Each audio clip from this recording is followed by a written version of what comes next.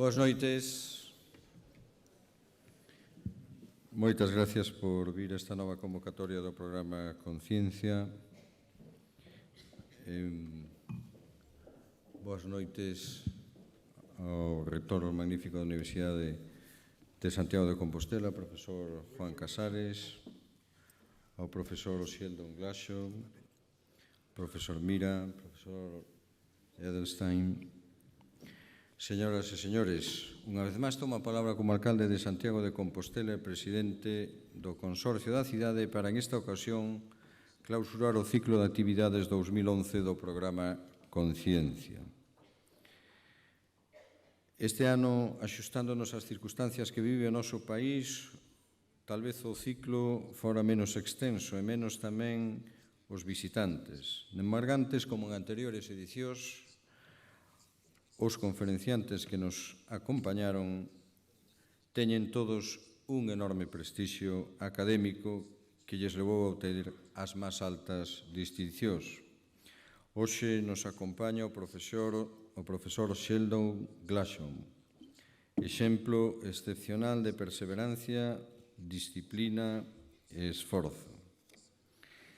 E Premio Nobel polas súas contribucións á teoría da interacción electromagnética e débil. Sheldon Glashow é, sin duda, unha lenda viva no ámbito da física, entre tantas cousas, por ter sido capaz de unificar dos das dúas forzas fundamentais do universo, como son a electromagnética e é a responsable da radioactividade. Moitas gracias, profesor, por estar esta noite nesta capital de Galicia, desde sempre acostumada a recibir visitantes, desde os máis anónimos hasta os de maior renombre e prestixio internacional. Sen dúbida, vostede integra a nómina destes últimos. Non me quero estender porque o obxectivo deste encontro é outro moi diferente que o de escoitarme a min. Referirnos ao programa Conciencia significa falar de divulgación científica a cargo dos máximos exponentes internacionais, permitindo o contacto entre académicos e investigadores, motivando a estudantes e xóvenes profesores a profundizar na súa vocación e opción polo estudio das ciencias. Pero tamén proxecta Santiago de Compostela como un foro universal do pensamento. Non me trabuco se digo que a nosa é unha das cidades de España que nos últimos anos recibiu o maior número de visitas de premios Nobel. Por tal motivo, dentro das nosas posibilidades, continuaremos o ano próximo apoiando as iniciativas deste tipo para que tamén non se perda esta que xa comeza a ser unha tradición. A capital de Galicia é tamén a capital da ciencia. Moitas gracias.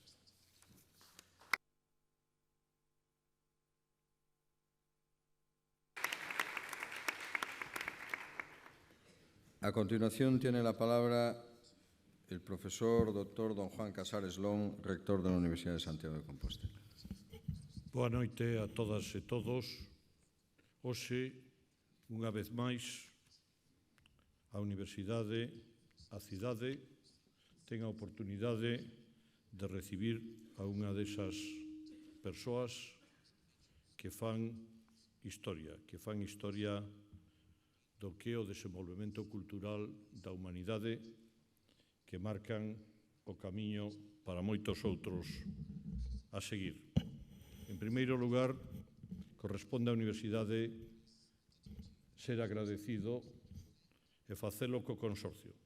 É o Consorcio da Cidade de Santiago a que fai posible cada vez que temos un persoeiro como estes acompañándonos que teña lugar. Sin el sería un sono no que escoitaríamos, sentiríamos que o están a facer en algún sitio e gustaríanos que tivera lugar en Santiago, pero recoñeceríamos que o mellor era moito para nós. O Consorcio fixo realidade, o fai realidade non soamente con as visitas que sí que son importantes, sino co traballo conxunto cos distintos membros da comunidade universitaria a oportunidade de coñecer e mesmo de vivir algúns dos acontecementos máis actuais do que é a ciencia nestes momentos, como a propia videoconferencia de hoxe con respecto aos traballos, aos experimentos do CERN, e, polo tanto, unha oportunidade de ver, de escoitar, de aprender de toda esta xente. O profesor Sheldon Glashow, originario de Rusia, pero xa segunda xeración nos Estados Unidos de América, é unha persoa froito do seu traballo, da súa tenacidade, do seu esforzo e, sobre todo, do seu talento. É un premio Nobel, pero é, diríamos que algo máis que un premio Nobel, porque 5 anos despois de recibir o premio Nobel, por predecir a existencia de algunha partícula concreta, foi testemunha de como o profesor Carlos Rubbia recibía o premio Nobel por descubrir precisamente a partícula polo que o profesor Glashow obtivo o máximo galardón, o premio Nobel de Física. Por eso, decía agora que foi un premio Nobel e algo máis. Predizo un acontecemento que despois se fixo realidade. Tamén unha razón máis para ver nel, por parte do xurado que lle concedeu o premio Nobel, que aquelo non era unha teoría máis ou menos axustada á realidade, senón que foron quen de ver que aquelo podía convertirse nunha realidade nun moi corto prazo de tempo. E por iso temos a sorte, a tremenda sorte de compartir con el os próximos minutos, dándonos esa explicación de que foron os últimos 100 anos a través de seguir os neutrinos. Professor Glashow, it's a great pleasure, it's an honor for the University of Santiago de Compostela to have you with us, to join us over today and the following days visiting Santiago, and of course to giving all the audience the opportunity to see the world, to see matter from a rather special and a rather personal point of view that corresponds to neutrons. Thanks again, and I wish you all the best for the future. Mais nada, muitas gracias.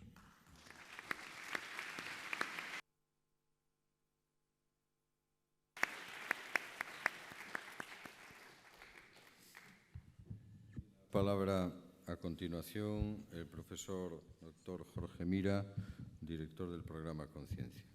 Grazas, señor alcalde, señor reitor, profesor Glashow, José Edelstein, prezados amigos e amigas. A min vai me corresponder neste momento case de peche do ano para o programa Conciencia dar os cumpridos agradecementos, en primeiro lugar, evidentemente, ao Consorcio de Santiago na persoa do seu presidente, que permite que esta cidade simbolice ese carácter que ten de cidade da cultura e do coñecemento cunha actividade que é referencia puntal case, eu diría que a nivel nacional.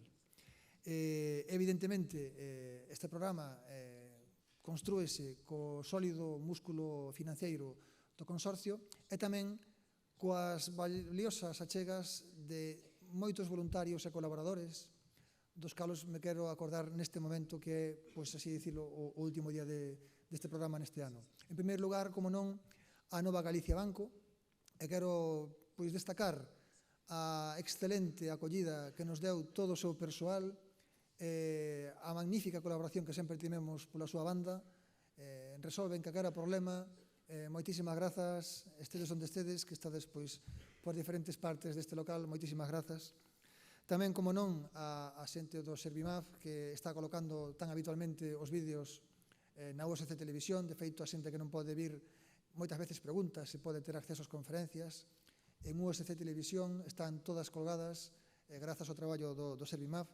Evidentemente, tamén ten bastante presenza nas redes sociais, entón quero agradecerlle a xente que colabora bastante activamente para que isto se espalle e teña unha vida bastante máis aló do que é este auditorio. Por suposto tamén aos investigadores, porque este programa, aparte de ter este momento de divulgación científica, ten unha activísima cociña traseira, na cal pois, os convidados se reúnen cos investigadores.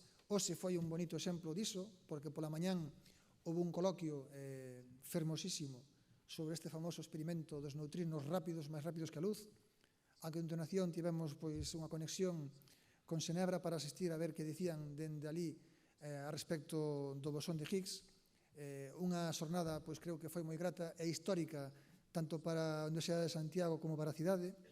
E, evidentemente, despois está a xente da Oficina de Congresos, que, basicamente, é a que artella todo o funcionamento pequeno dos detalles que vedes, tamén a Oficina de Protocolo do Concello de Santiago e a Oficina de Protocolo da Reitoría.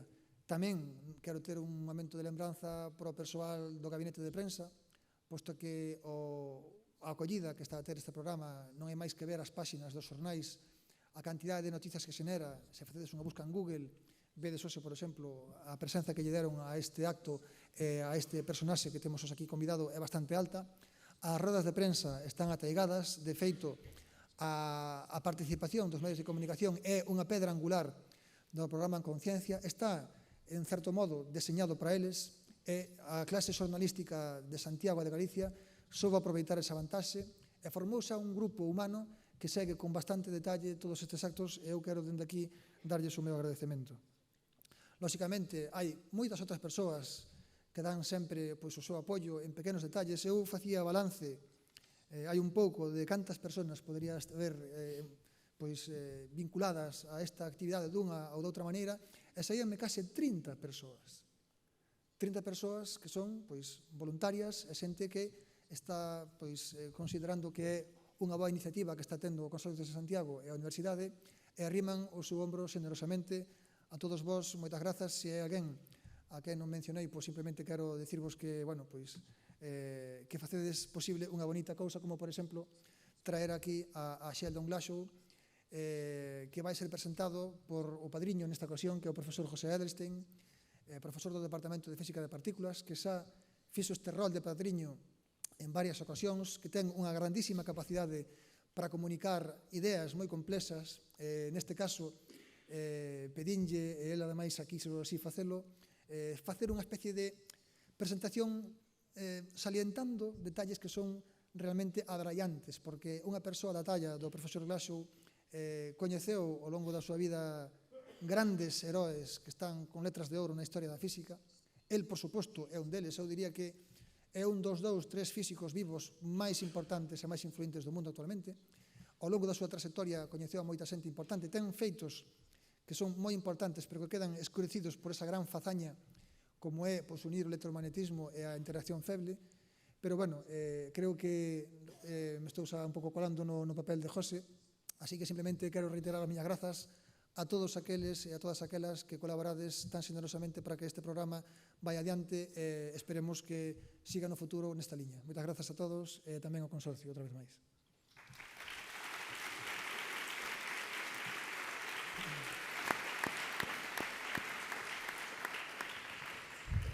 Moitas gracias, profesor Mira. A continuación ten a palabra o profesor Edelstein.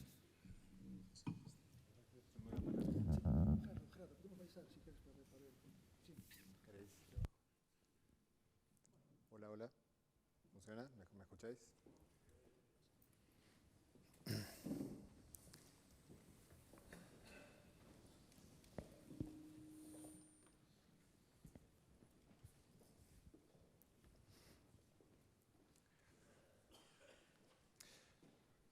Bueno, antes de empezar quería agradecer a Jorge por otorgarme este privilegio, que es el de poder presentar a una persona a la que admiro. Es nada más agradable que algo así. Es por una parte un privilegio, un honor y un placer poder presentar a Sheldon Glashow, a quien obviamente conocía por su obra, conocía parcialmente en forma personal, pero estos días he podido conocerlo un poco más, a él y a su esposa Joan, y comprobar que son además gente encantadora y maravillosa. La presentación no va a ser... hay dos características de estas presentaciones que son medio las clásicas y yo las voy a evitar. Una es hablar de la obra del presentado. Yo voy a hablar de voy a dar solamente un par de pinceladas sobre ella, sobre todo porque él va a hablar de la historia de física de partículas, y yo creo que hablar de la historia de física de partículas y hablar de Sheldon Glashow es lo mismo, esencialmente. Entonces no querréis escuchar la misma charla dos veces. Digamos, sin duda, el profesor Glashow es uno de los principales actores de toda la historia de la física de partículas del siglo XX, de manera que en lo que él va a contar, no sé si probablemente por modestia no incluya su nombre, pero su nombre estará en muchos de estos resultados. Yo voy a hacer énfasis en un par de ellos que son ya de suficiente importancia para que quede claro bueno, su estatura como científico. Lo otro que tampoco voy a hacer es listar sus premios y reconocimientos, porque cuando uno empieza una carrera científica va acumulando, va haciendo que el currículum engorde, si uno le va más o menos bien, y si uno le va demasiado bien, como en el caso del profesor Glashow, directamente ya uno evita, el currículum pasa a ser un párrafo, esencialmente, describiendo las grandes contribuciones que ha hecho a la física, y no hay que entrar en detalles. Bueno, me gustaría contarles algunos aspectos. ¿Funciona? Sí. De la vida personal del profesor Glashow, que pueden resultar significativos. Bueno, él nació en Manhattan en 1932, cumplió años hace muy poco, y es el menor de 3 hijos. Sus padres emigraron a Estados Unidos de Rusia. Eso también es un placer agregado para mí, presentar su vida, porque nuestras biografías, por lo menos en cuanto a nuestros ancestros, tienen bastantes puntos de contacto. Bueno, los dos hermanos, Samuel y Jules, que le llevan bastante, tienen una diferencia de edad importante con él, estudiaron, como es muy habitual en las familias judías de inmigrantes a América, en medicina y odontología, para poder tener un buen trabajo, y esa era la aspiración de los padres para con todos los hijos. Cuando él le planteó a los padres, él desde muy temprano tuvo claro que quería ser científico. Cuando se lo planteó al padre, el padre le dijo: vale, científico está muy bien, en los ratos libres que te deje la medicina ya tendrás tiempo de desarrollar ese hobby, con lo cual tuvo que aclararle que no, que en realidad ser científico era un trabajo de full time. Y esto es algo que él tuvo claro desde muy pequeño, digamos, ya a los 10, 11 años. El hermano mayor de él le hablaba de muchas cuestiones relacionadas con la ciencia, y él recuerda como particularmente cautivante cuando el hermano le contaba que un avión que deja caer un proyectil, el proyectil cae, el avión continúa su recorrido cuando está volando, y el proyectil cae de todos modos debajo del punto en el cual se encuentra el avión, y le resultó algo, digamos, notable y que merecía ser comprendido. Estoy hablando de cuando él tenía 10 años. Es una edad en la cual posteriormente es algo sencillo, pero en esa edad es bastante interesante. Bueno, su cercanía con la ciencia, él estudió en la escuela secundaria de ciencias del Bronx, y fue compañero compañero, en realidad estaba un poco desfasado con dos grandes físicos, Gary Feinberg y Steven Weinberg. Steven Weinberg es, junto al profesor Glashow, bueno, compartió el premio Nobel con él, eso tiene su gracia, compartir el Nobel con un compañero de la secundaria. Y bueno, digamos, junto al profesor Glashow forman probablemente, no sé, están en la terna de los grandes físicos del siglo XX, sin ninguna duda. En esta escuela de ciencia, evidentemente, bueno, ellos tres empezaron bueno, él comentaba en estos días que en esta escuela tenían el primer año biología, el segundo año química y el tercero física. Entonces su pasión fue pasando exactamente por esas etapas. Cuando estudió biología se compró un microscopio y se dedicó a estudiar las aguas del río Hudson, con lo cual tomó nota de todo lo que encontraba, encontró toda clase de parásitos intestinales en las aguas, hizo un buen registro de lo contaminado que estaba el río Hudson. Cuando estudió química se le dio por estudiar el selenio, perdón, todo un poco lento, y en particular ver si era posible hacer crecer plantas en soluciones que contenían selenio. Investigó, investigaciones que el selenio particularmente involucra manejar sustancias explosivas, así que él mismo dice que él no permitiría que sus hijos lo hicieran. Sin embargo, su padre quizás no sabía lo que estaba haciendo él. Y por último, la física, y la física no tuvo ninguna duda cuando a los 13 años tuvo el curso de física, que eso era su pasión. Sin embargo, una de las características de las escuelas públicas de Manhattan es que tienen una gran fuente de motivación para los estudiantes destacados, y hay un concurso en el cual se presentó el profesor Glashow cuando era muy joven, que es este concurso que existe desde el año 1942 y todavía existe, que es el para buscar estudiantes talentosos. Y en el año 1950 él presentó sus investigaciones sobre el intento de plantar en soluciones con selenio, y fue elegido como uno de los estudiantes destacados. Y para daros una idea de la... Perdón, disculpen, no sé qué ha pasado aquí.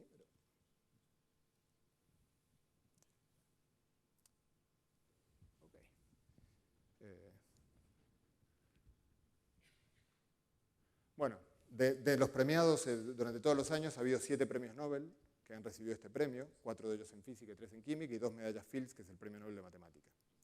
Entre estos premios Nobel se destacan, voy a mencionar a 3 físicos. Uno de ellos es Leon Cooper, que ganó el premio en 1947, cuando tenía 17 años, y el Nobel unos cuantos años después.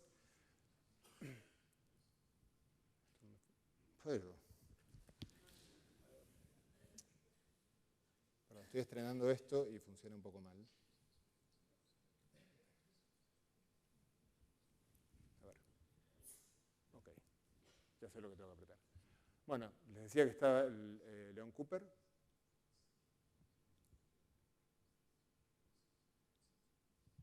Nuestro invitado de hoy, Sheldon Glashow, que pocos años después ganó este premio. Alguien que quizás los habitués del programa Conciencia probablemente recuerden, aunque acá no lo van a reconocer en esta foto, Frank Wilczek, que estuvo hace unos años aquí, y yo fui su padrino también. Pero además de compartir el profesor Glashow y el profesor Cooper este premio, los 2 premios que están mencionados aquí, comparten algo que los hace parte ya de la cultura popular de nuestro tiempo, y es que si os fijáis en sus nombres, han sido utilizados no es casualidad, sino que justamente han sido utilizados como base para crear el personaje de Sheldon Lee Cooper en la serie de Big Bang Theory, que seguramente todos habéis visto. Por cierto, el personaje Sheldon Cooper trabaja en teoría de cuerdas, como seguramente todos sabéis, y el profesor Glashow es un íntimo enemigo de la teoría de cuerdas, y yo trabajo en teoría de cuerdas, así que...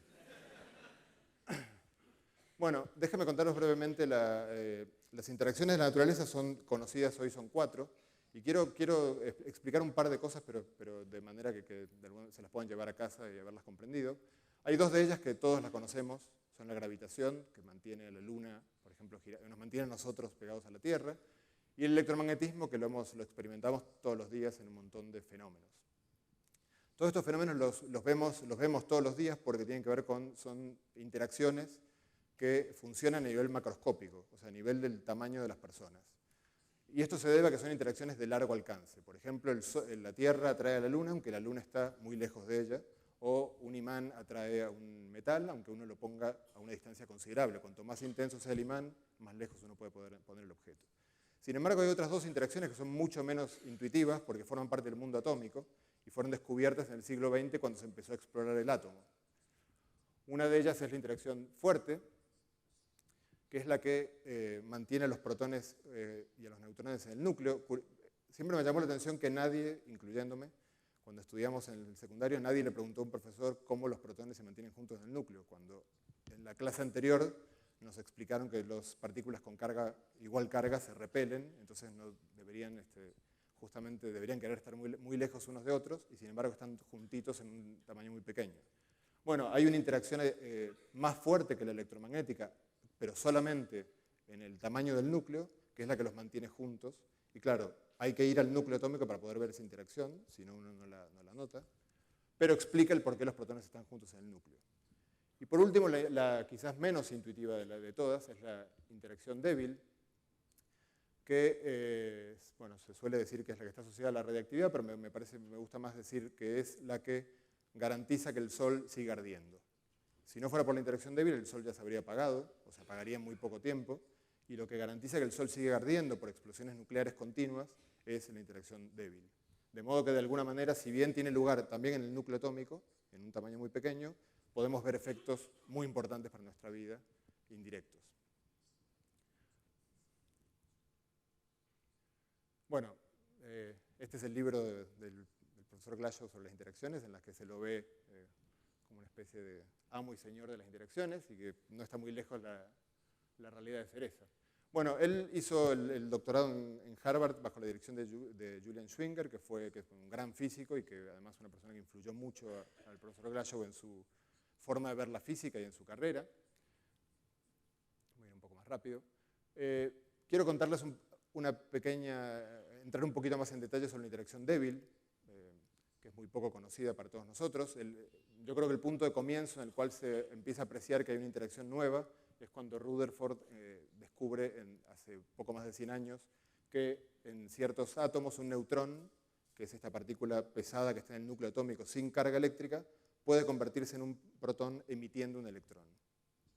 Si os fijáis, la carga eléctrica se conserva. Algo que era neutro se convierte en algo positivo, algo negativo, que sigue siendo neutro. Bueno, esto daría para otra charla, pero hubo un problema muy interesante en la historia de la física, del que va a hablar seguro el profesor Glashow, que es cuando se observó esto, el electrón en principio, se encontró algo que parecía violar el principio de conservación de la energía, y durante muchos años los físicos estuvieron muy confundidos por esto, hasta que en el año 1930 Pauli propuso algo notable, y es que propuso la existencia de una nueva partícula, que hoy en día goza de mucha fama, que es el neutrino, y que nos ha producido continuamente dolores de cabeza a los físicos.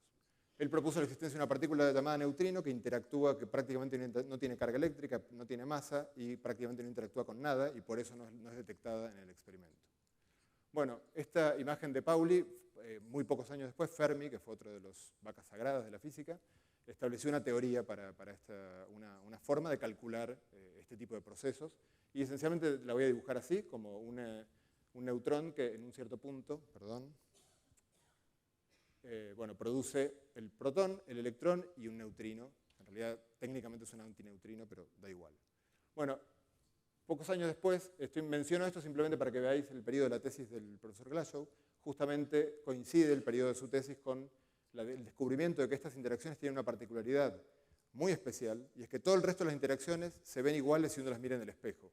Si uno mira un sistema en el cual gravitatorio, y uno lo mirara en un espejo, vería el planeta rotando alrededor del Sol en la dirección contraria, pero eso es perfectamente compatible con las leyes de la gravitación. Esta interacción, curiosamente, y es difícil explicar más en detalle este concepto, no obedece eso. No es lo mismo la interacción débil que la interacción débil vista en un espejo. Bueno, entonces por esa época, evidentemente este era un tema de gran interés en la comunidad.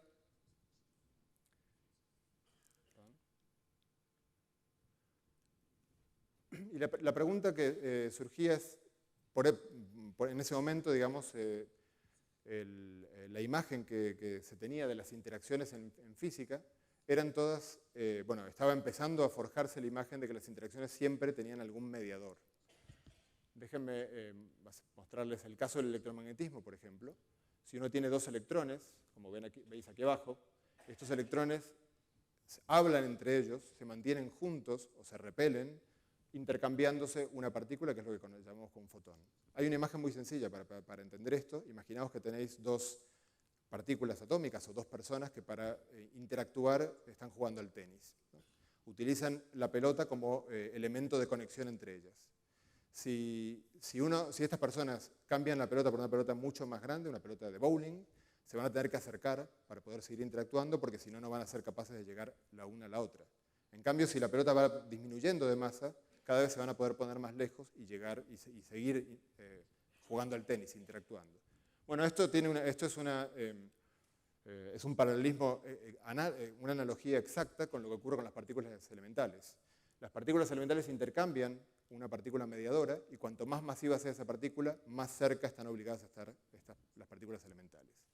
Bueno, la imagen del modelo de Fermi, entonces, si uno pretende unificar las interacciones y que el modelo de Fermi se parezca a lo que uno tiene en el electromagnetismo, uno debería tener algo que juegue el papel del fotón, como se ve en el dibujo de la derecha.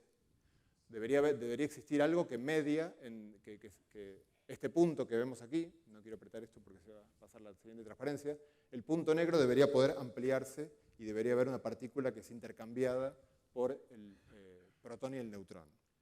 De hecho, la imagen la puedo mostrar mejor aquí. Es como si viéramos por una lupa ese punto y encontráramos que hay una partícula que juega el mismo papel que el fotón, que es intercambiada entre estas dos partículas.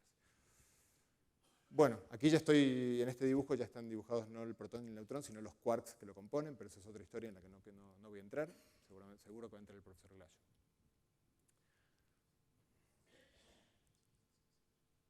Bueno, es difícil sintetizar el contexto histórico en el cual todo esto ocurría, pero evidentemente la física, la unificación de las interacciones es por muchas razones algo buscado, entre otras cosas porque el universo es uno solo y si surgió en algún momento de un Big Bang, en algún momento todas las interacciones tuvieron que haber sido una sola. Entonces tiene que haber algún mecanismo que produzca esta apariencia que vemos hoy en día de que las interacciones son distintas, pero que en realidad en el fondo obedezcan un mismo principio. Entonces uno podría preguntarse, y esto digamos, es la gran contribución del profesor Glashow, podría preguntarse si el electromagnetismo y la fuerza débil, de las 4 que mostré antes, centrémonos en estas 2, pueden verdaderamente ser iguales, entre comillas. Cuando digo iguales, quiero decir que obedezcan al mismo principio. Y la primera reacción ante esto es que no, de ninguna manera. Como les dije antes, la interacción débil tiene lugar en el núcleo atómico y no se extiende más allá del núcleo atómico. La pelota de tenis que intercambian, digamos, las partículas que interactúan débilmente, tiene una masa enorme y no se pueden alejar mucho unas de otras. Mientras que el electromagnetismo, como vimos antes, es un imán, cuanto más uno puede hacer un imán suficientemente intenso que atraiga un trozo de metal que se encuentre muy lejos, a distancias macroscópicas. Entonces, si es que estas dos interacciones se pudieran describir de la misma manera, tiene que haber un mecanismo que haga que el fotón de la fuerza débil sea muy pesado. Y dentro del formalismo matemático que describe el electromagnetismo es imposible hacer eso. Es imposible hacer eso porque uno rompe un principio fundamental, que no puedo entrar en detalles porque es un poco técnico, pero es un principio fundamental, inclaudicable, inviolable, que se rompe si uno le da masa a la partícula mediadora. Entonces, verdaderamente yo diría que, viéndolo en cierto sentido, era descabellado pensar que estas dos fuerzas pueden ser iguales, y esto es lo que propuso el profesor Glashow de una forma muy concreta, y evidentemente, como notaréis, no solo significa la unificación de dos interacciones fundamentales, que ya de las 4 que hay, que tampoco son tantas, sino que además es una unificación altamente antiintuitiva, digamos, y sorprendente. Hoy en día nos resulta muy natural porque ya la entendemos, pero en su momento tiene que haber sido muy sorprendente. Claro, para poder explicar qué es lo que le da masa a estas partículas sin romper este principio fundamental que yo os dije, hace falta alguien que venga a hacer ese trabajo, y ese alguien, del que también voy a hablarles al final, es el bosón de Higgs. Justamente el bosón de Higgs fue introducido para poder concretar esta unificación entre el electromagnetismo y la fuerza débil y convertirlo en una fuerza que se llama electrodébil, en la que es necesario este sujeto que está aquí y que está buscado desde hace unas décadas sin ser encontrado, para poder darle sentido a su unificación. Bueno, me gustaría comentar algo más antes de pasar a la siguiente transparencia, y es que al profesor Glashow le gusta mucho el tema de los descubrimientos accidentales y la providencialidad, y de alguna manera hubo una providencialidad en su vida, que fue que él, cuando terminó el doctorado, se iba a ir a la Unión Soviética, tenía todo arreglado para irse para allí, salvo la visa, y estuvo durante 2 años esperando que le dieran la visa en Copenhague. No le dieron la visa nunca. Aparentemente llegó incluso a tener reuniones con el cónsul en las cuales el cónsul lo que sí traía habitualmente era vodka, pero la visa no aparecía, y su trabajo en Copenhague fue de los periodos más productivos de su vida. Así Así que fue una casualidad que se tuviera que quedar en Copenhague, donde estaba Niels Bohr, por no poder irse a la Unión Soviética en ese momento.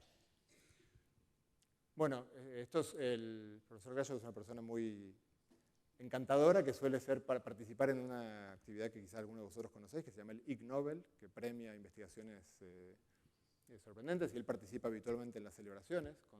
Quizás reconozcáis algunos otros premios Nobel allí, a uno, por lo menos reconocéis a uno al final. Eso entiendo que estaban probando cómo hacer funcionar un sujetador como una máscara de gas, y ahí tenéis a Frank Wilczek, que también estuvo hace poco por aquí. Y una persona encantadora, como verdaderamente es el profesor Glashow, no le quedaba otra que dar algo de su encanto a la física, y lo que él considera su contribución más importante, si bien no fue premiada por el premio Nobel, fue su predicción del año 64, junto a James Bjorken, de un quark nuevo. Nuevamente, yo aquí les puse el dibujo de la imagen que tenemos hoy de la física de partículas. Esas son todas las partículas que creemos que existen. Ahí tenéis al bosón de Higgs, que es el que todavía no aparece. Pero en ese momento, y hay 6 quarks. En ese momento se conocían 3 quarks y había muchas razones de mucho peso para pensar que no había más que 3 quarks. Así que era verdaderamente una osadía y muy antiintuitivo nuevamente proponer la existencia de un cuarto quark. Él lo propuso en el año 64 y de hecho hoy nos comentaban en el departamento que el único que creyó en su trabajo durante varios años fue él mismo y nadie más, hasta que finalmente terminó siendo cierto. Bueno, estoy ya acercándome al final. Esto en el año 79, por la unificación por el escribir lo que se conoce como el modelo estándar de partículas. Es un modelo que hoy escuchábamos desde Ginebra, que con los últimos resultados, con el acelerador más potente del que disponemos, no hace más que confirmarse y confirmarse. Es un modelo que funciona increíblemente bien, quizás el modelo más exitoso en la historia de la ciencia en cuanto a capacidad predictiva. Bueno, fue propuesto por estos 3 señores, que son Abdus Salam y los 2 compañeros de secundaria, Sheldon Glashow y Steven Weinberg. Bueno, si visitáis cualquier departamento de física en el mundo, veréis este póster donde se sintetiza todo el contenido de la teoría de partículas elementales. Todas las interacciones con las partículas. Como os decía, yo hablé de los cuadros amarillos que están allí, de la unificación del electromagnetismo y la fuerza débil, pero la contribución del profesor Glashow ha abarcado prácticamente todos los rincones de este póster que veis allí. Incluso lo sigue haciendo ahora, como sabéis, y hoy habló de eso en la Facultad de Física, relativo a los recientes resultados de ópera. Él también sacó un trabajo muy importante en el cual refuta los resultados del experimento italiano. El único bloque faltante de este póster, que por cierto el profesor Glashow desearía que no se encuentre, porque eso abriría mucho trabajo para el futuro y muchas preguntas interesantes, es el bosón de Higgs. Y solamente quiero comentarles, para que los que no estuvisteis en la Facultad de Física hoy, que hoy tuvimos el privilegio de estar con el profesor Glashow viendo la conferencia en la cual se presentaron los últimos resultados de este año en la búsqueda del bosón de Higgs. Y no voy a explicar este gráfico, pero lo único que les quiero decir es que aparentemente ahí está. Hay indicios, digamos, que no son conclusivos para nada. Puede ser perfectamente que en el 2012 se produzca un anticlímax y desaparezcan esos indicios, pero hay indicios razonables de que se está observando el bosón de Higgs, en donde muestra esa flecha, lo cual me imagino que debe ser incomprensible pero para la gran mayoría, pero bueno. Eso ya es un poco más sofisticado de explicar. Entonces, bueno, quiero terminar con mi larga presentación, porque habéis venido a escuchar al profesor Glashow. Nuevamente es para mí un privilegio haberlo presentado.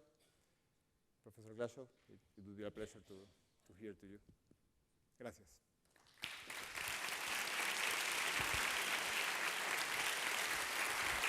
I'd like to thank Professor Edelstein for giving my lecture for me. There's very little left for me to say.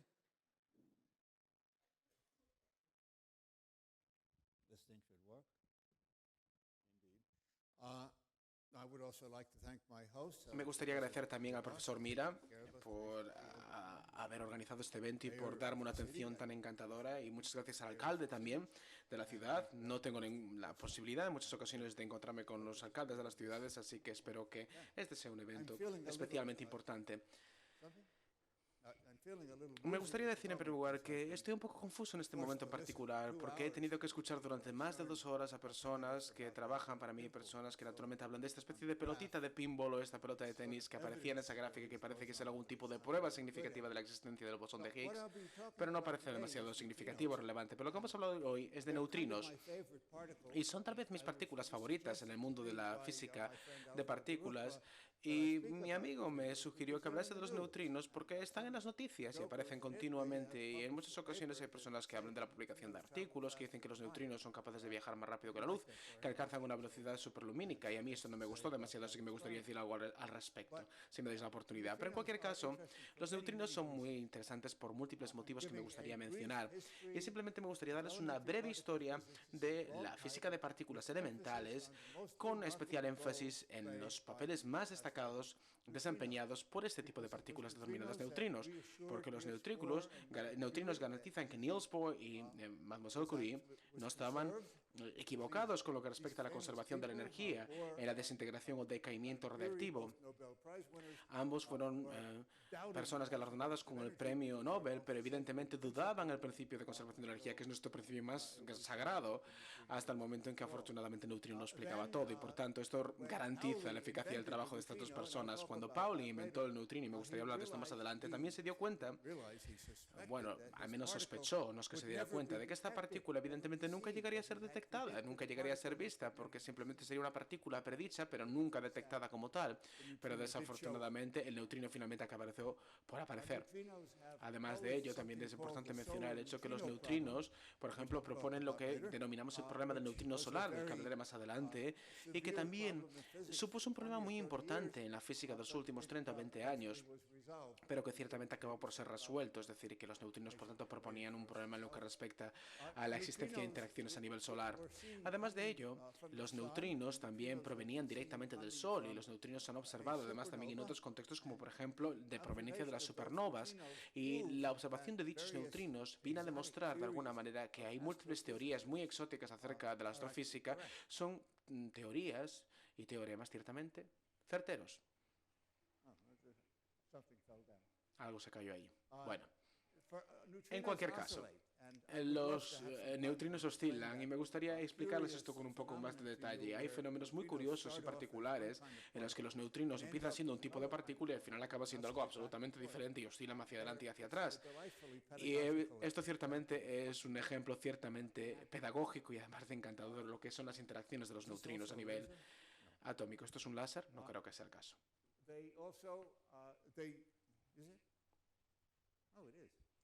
Ah, pues sí, es un puntero láser. Mira qué cosa tan maravillosa. Creo que me lo voy a robar y llevar para casa. Además es pequeñito. Bueno, en cualquier caso, los neutrinos también desempeñaron un papel muy importante en la historia de la física en los años 70 del siglo pasado, y me gustaría hablar un poco de ello al respecto porque vinieron a confirmar el modelo de los quarks, que ya ha hablado, de lo que ha hablado previamente el profesor que me presentó, y que confirmaron además la existencia también de los quarks llamados Encanto, los quarks llamados Charm, en la partícula que yo predije e inventé, y además también vienen a confirmar la teoría electrodébil. Y además hace algunas semanas los neutrinos también aparecieron en todos los medios de comunicación y periódicos porque parece ser que intentaban viajar más rápidamente que la velocidad de la luz, pero yo no creo que eso sea ciertamente veraz. En cualquier caso, me gustaría intentar crear los fundamentos básicos de esta presentación, porque tenemos que entender perfectamente el pasado para poder entender el presente e incluso saber lo que puede ocurrir en el futuro. Así que me gustaría pasar por algunos de los descubrimientos más relevantes que no voy a explicar en detalle.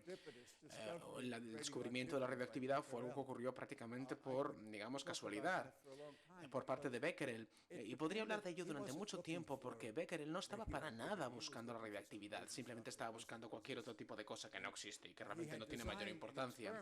Y había diseñado un experimento para tanto él como su padre y como su abuelo, incluso su hijo, pasaban su tiempo estudiando cosas extrañas como por ejemplo los materiales luminiscentes y la llamada luz fría, y había escuchado el descubrimiento de los rayos X algunos años antes a esto y pensó que a lo mejor los materiales luminiscentes podían ser una fuente también de rayos X, así que desempeñaron una serie de ejercicios y experimentos que vinieron a confirmar su idea.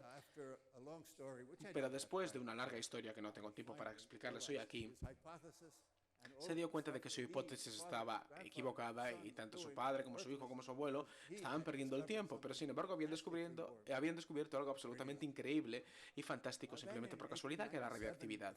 En el año 1897 la primera partícula elemental fue descubierta, que esta es el electrón, evidentemente, y la gente estaba absolutamente fascinada porque esta era una indicación clara de la composición del átomo, tenía que ser uno de los componentes del átomo, pero ¿cuáles eran los otros componentes? De momento no se sabía.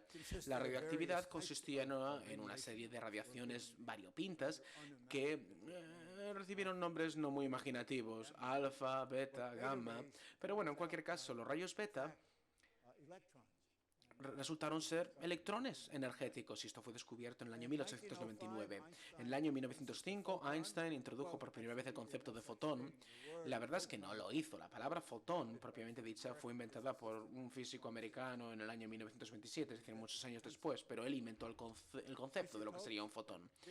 Los isótopos también son tipos diferentes o variedades, digamos, de átomos que químicamente, sin embargo, son los mismos y estos fueron descubiertos en el año 1913. Las reglas cuánticas de Niels Bohr fueron propuestas en el año 1913. El profesor que me acaba de presentar dijo que había conocido a gente muy importante y Bohr fue uno de los científicos con el que compartí muchos almuerzos y que ciertamente era un hombre ya anciano en aquel momento, pero era más joven en aquel momento de lo que yo soy ahora. Voy a hablar un poquito más despacio. Bueno, en cualquier caso, en el año 1913, un señor llamado Mose, que murió en Turquía en la Primera Guerra Mundial, cuando los británicos decidieron invadir ciertas ciudades en aquel momento, pero antes de que muriese, descubrió que la carga del núcleo determina las propiedades químicas del átomo y por tanto gracias a eso fue capaz de diseñar lo que sería el concepto de número atómico. Y el año 1917, llegando ya al final de esta discusión histórica, los protones fueron descubiertos. Rutherford fue capaz de demostrar científicamente que los átomos de hidrógeno podían ser básicamente digamos, átomos expulsados directamente de un núcleo atómico. Por tanto, existía aquí la liberación de una partícula llamada protón. Pero tal vez me olvidé de mencionar la cuestión más importante, que es el descubrimiento del núcleo atómico, que evidentemente fue algo que descubrió Rutherford en el año 1911, y descubrió evidentemente este núcleo, pero el problema era de cuál era su composición, y con el descubrimiento de los protones, que evidentemente conforman el núcleo de un átomo de hidrógeno, es evidente, y era evidente para todos, por tanto, que un núcleo atómico estaba compuesto por electrones y protones. Parecía obvio, pero sin embargo, estaba incorrecto. Ahora no voy a pasar a hablar de este tipo de detalles adicionales que aparecen en la diapositiva, pero en cualquier caso resulta muy interesante mencionar una historia respecto del enfrentamiento histórico entre los geólogos, paleontólogos y los físicos, porque hubo un momento en la historia en que los físicos decían que la Tierra no podía tener una antigüedad superior a por ejemplo, a unos cientos de millones de años y que además el Sol no podía continuar ardiendo durante más de 3.000 millones de años porque no tenía suficientes combustibles ni que podía seguir, por tanto, ardiendo y ni siquiera podía haber las fuerzas gravitatorias de las que se hablaba. Pero, sin embargo, los paleontólogos, incluso Darwin propiamente dicho, sabían que la Tierra tenía cientos de millones de años de antigüedad y evidentemente hoy sabemos hoy en día que en realidad estamos hablando de miles de millones de años, no de cientos de millones de años. Y ahí había un problema, había una controversia entre los físicos y todas estas personas, como por ejemplo Darwin, que ciertamente le parecía que estaban equivocados y sabía ciertamente que no había otra posibilidad que no fuera que la Tierra fuera tan antigua y que esto contradecía las teorías físicas. Pero gracias al descubrimiento de la radiactividad se resolvió todo este problema. Cuando la radiactividad fue descubierta, nos dimos cuenta, por tanto, de que la Tierra no se había enfriado, porque, por tanto, el núcleo de la Tierra, el centro de la Tierra, continúa ardiendo activamente, por decirlo de alguna manera, gracias a la existencia de material radiactivo en la Tierra, y además nos dimos cuenta de que los procesos y las reacciones nucleares y radiactivas, en principio, podían ser la fuente de energía para el Sol. Y lo cierto es que esto no se descubrió hasta el año 1936. Y esto fue el momento en el que el mecanismo se descubrió, que venía a significar el modo en el que el Sol obtenía su energía. Y aquí tengo algunas citas interesantes, como por ejemplo el tema de la fisión nuclear, que fue descubierta en el año 1938, las armas nucleares y evidentemente otro tipo de experimentaciones nucleares. Y aquí tengo algunas citas interesantes, como por ejemplo de Saint-Exupéry, que dijo que los hombres habían olvidado de la verdad y que todos por tanto seremos eternamente responsables de lo que hemos taimado con nuestras propias acciones. Otro tema que me gustaría mencionar tiene que ver con Mademoiselle Curie. Evidentemente se pasó un montón de tiempo junto con su marido intentando aislar el radio de un material llamado pechblenda o uraninita, y finalmente lo que consiguió fue aislar una pequeña cantidad de radio, y esto evidentemente fue una fuente de infelicidad para ella, pero evidentemente no era consciente del hecho de que ese radio que fue capaz de extraer de la pechblenda, de la uraninita, en algunos años sería algo muy importante que se acabaría desintegrando al cabo de los años debido al proceso de radioactividad. Y Soddy le dijo a Rutherford, cuando hablaron de este descubrimiento, no hablemos de la transmutación, simplemente nos centremos en el hecho de que la radioactividad supone la transmutación o la transición de un elemento de un punto a otro. Y si seguimos hablando de este tipo de transmutación, nos van a cortar la cabeza como si fuéramos alquimistas. Y esto yo creo que es algo muy interesante cuando se lo explica a los estudiantes universitarios, ese proceso de decaimiento o desintegración radioactiva, que es algo prácticamente incomprensible. Y lo que dice es que los átomos radiactivos, como por ejemplo el uranio, nunca envejecen, por decirlo de alguna manera, y siempre mueren al mismo tiempo. Es decir, no pueden vivir eternamente, pero sin embargo nunca envejecen. Entonces esto es algo prácticamente ininteligible, es como un galimatías. Y lo cierto es que los átomos de uranio que están hoy en día con nosotros serán idénticos a aquellos que existían hace millones de años, y algunos de ellos viven durante múltiples años, otros sin embargo no lo hacen.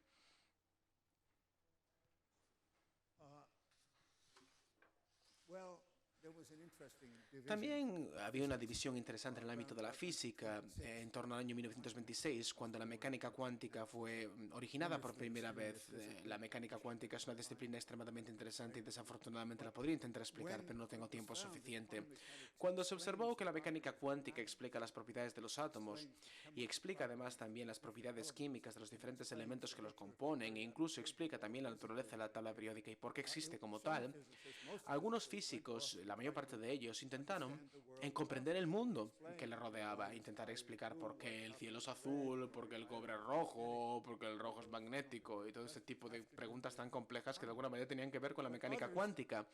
Pero repentinamente se intentó estudiar también el núcleo atómico, es decir, cuál era el misterio que lo rodeaba. Y ahí hubo un número relativamente pequeño de físicos que se centraron en los procesos nucleares ya en torno a los años 20 del siglo pasado. Parecía, como ya he mencionado previamente, que los núcleos estaban constituidos por protones y electrones, y durante múltiples años, y voy a pasar de esta parte de la presentación, pero durante múltiples años se creía que definitivamente había dos modos en los que un electrón funciona dentro de un átomo. Todos sabéis que los átomos tienen núcleos, ¿verdad? Y que evidentemente rodeando a estos núcleos hay múltiples electrones que hacen estas cositas de la mecánica cuántica, es decir, orbitan. Pero también se cree que hay electrones que conforman parte del núcleo, es decir, que están dentro del núcleo atómico. Y era muy difícil entender cómo esto podía funcionar, y los físicos de aquella época realmente no eran capaces de obtener ningún tipo de sentido lógico de ello. Y es aquí donde describo este modelo del núcleo que duró del año 1917 al año 1932, el modelo electrón-protón.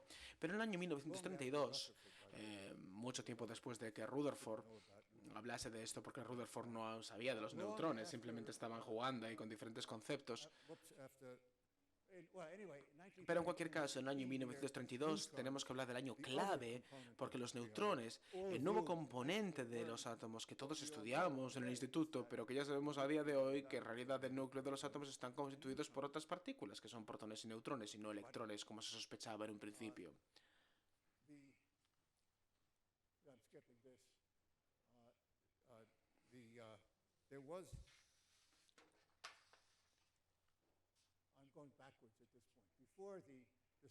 Bueno, antes del descubrimiento del neutrón, cuando la gente empezaba a pensar en el núcleo atómico como algo constituido por protones y electrones, había dos problemas muy significativos. Y el grupo de personas relativamente pequeños que se llamaban a sí mismos los físicos radiactivos, los señores y señoras radiactivos que estudiaban el núcleo atómico, se mostraron muy preocupadas por estos dos problemas. El primero de ellos es un problema de carácter estadístico, que no tengo demasiado tiempo para poder explicar en detalle, y otro problema era un problema energético, que sí que voy a explicar en detalle. Cuando, digamos, el proceso de decaimiento, desintegración beta ocurre, como el profesor que me presentó explicó, hay un neutrón dentro del núcleo que se transforma en un protón y produce como resultado un electrón. Un decaimiento de desintegración alfa, que es otro tipo de desintegración atómica, hace que el núcleo expulse algunos de los neutrones en forma de protones y electrones, y en la forma también de núcleos de átomos de helio, y esta partícula evidentemente es producida con gran cantidad de energía. Y en un decaimiento de desintegración alfa parecía no haber problema, es decir, la partícula alfa transportaba toda la energía que estaba disponible y por tanto la energía se conservaba. Pero en el decaimiento beta, no obstante, el electrón se llevaba parte de la energía y a veces el electrón se llevaba gran cantidad de energía y a todo el mundo le preocupaba, especialmente a Niels Bohr le preocupaba esto y también a Madame Curie, el problema de la violación de la ley de conservación de la energía. Pero Pauli no estaba preocupado por ello, porque Pauli sabía que la energía se conservaría sí o sí. Y es ahí donde hizo su gran invención. Y me gustaría leer su carta. Creo que es importante que lea esta carta porque es significativa. Este es un extracto de la carta que escribió como parte de una conferencia en fecha de 4 de diciembre de 1930 y explicó lo siguiente. Queridos damas y señores radiactivos, debido a las estadísticas inapropiadas de las que hablaba previamente en lo que respecta a los núcleos de litio y de nitrógeno y al espectro beta continuo, y es aquí evidentemente donde los electrones por tanto no se llevan toda la energía, me he dado cuenta de que puede haber un remedio desesperado para poder salvar la situación. Concretamente la posibilidad de que podría existir dentro del núcleo atómico algún tipo de partícula eléctricamente neutra que me gustaría llamar neutrones. Esto evidentemente es antes del descubrimiento del neutrón, propiamente dicho. Él está ya utilizando la palabra neutrón en esta carta, escrita en el año 1930. Evidentemente algo que finalmente acabaría convirtiéndose en lo que denominamos un neutrino. La masa de estos neutrones, o neutrinos, como deberían llamarse ahora, sería más o menos similar a la masa de un electrón. Y estoy de acuerdo en que mi remedio parece absolutamente increíble, es decir, esta sugestión es absolutamente absurda. Y aunque parezca increíble e inverosímil, lo cierto es que solo los que arriesgamos ganamos. Y desafortunadamente no puedo asistir a la conferencia en Tübingen personalmente porque tengo que trabajar aquí en Zúrich debido a la celebración de Navidad del 6 de diciembre. Y prefería evidentemente irse a un baile que evidentemente ir a una conferencia de físicos medio locos. Así que evidentemente Pauli en aquel momento se había cortado propiamente con la navaja de Occam porque había inventado una partícula para resolver dos problemas. El problema estadístico por un lado y por otro lado el problema de la conservación de energía. Así que por tanto estaba cortándose con ambos lados de la navaja de Occam y dando una solución que realmente no funcionaba, aunque en el momento parecía que lo hacía. Y ahí estaba desarrollándose una teoría en la que los neutrinos, que él denominaba neutrones, vivirían dentro del núcleo junto con los electrones. Sin embargo, no concibió el hecho que sabemos hoy en día, que en realidad en el núcleo atómico los neutrinos y los electrones no están dentro del núcleo atómico. Lo que hacen es salir del núcleo atómico, pero no estaban ahí en un principio. Del mismo modo que cuando un átomo emite un fotón no estaba dentro del átomo previamente, sin embargo fue creado como proceso de intercambio o lo que pueda suceder electromagnéticamente. Por ello, este nuevo modo de reflexionar respecto a las cosas que ocurren, que llamamos la teoría cuántica de campo, estaba surgiendo en aquel momento en el que el propio Pauli se equivocaba. Y en realidad, como ya he mencionado previamente, en realidad no había ni neutrinos ni electrones dentro del núcleo atómico. Pues bien, ¿dónde estamos? Bueno, ahora vamos a seguir adelante, a hablar de la Gran Depresión y de la Segunda Guerra Mundial. Y lo primero que ocurrió que fue que en 1930 Pauli inventó el concepto de neutrino. Y en el año 1934, Hans Bethe, el hombre que explicaría, digamos, el modo en el que el Sol continúa brillando en 6 años, dijo que no había manera posible de observar el neutrino.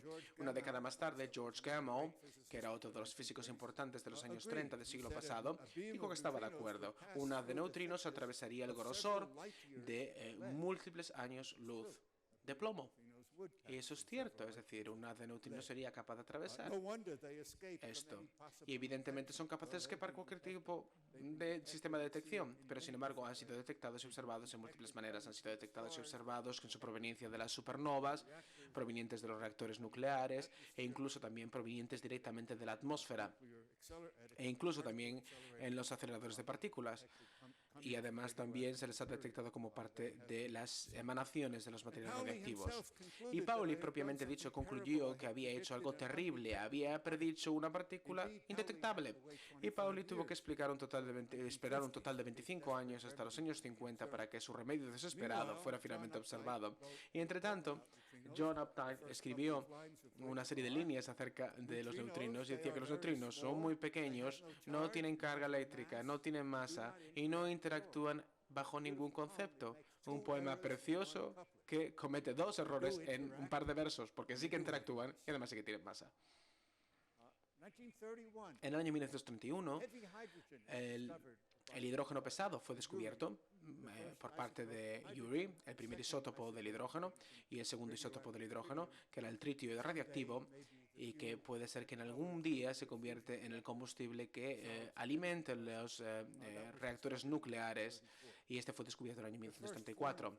La primera forma de antimateria, y la antimateria es algo absolutamente fascinante para todos mis estudiantes siempre, especialmente para los estudiantes universitarios. Y la primera forma de antimateria, los positrones o las antipartículas de los electrones, también se descubrieron entre las diferentes radiaciones cósmicas.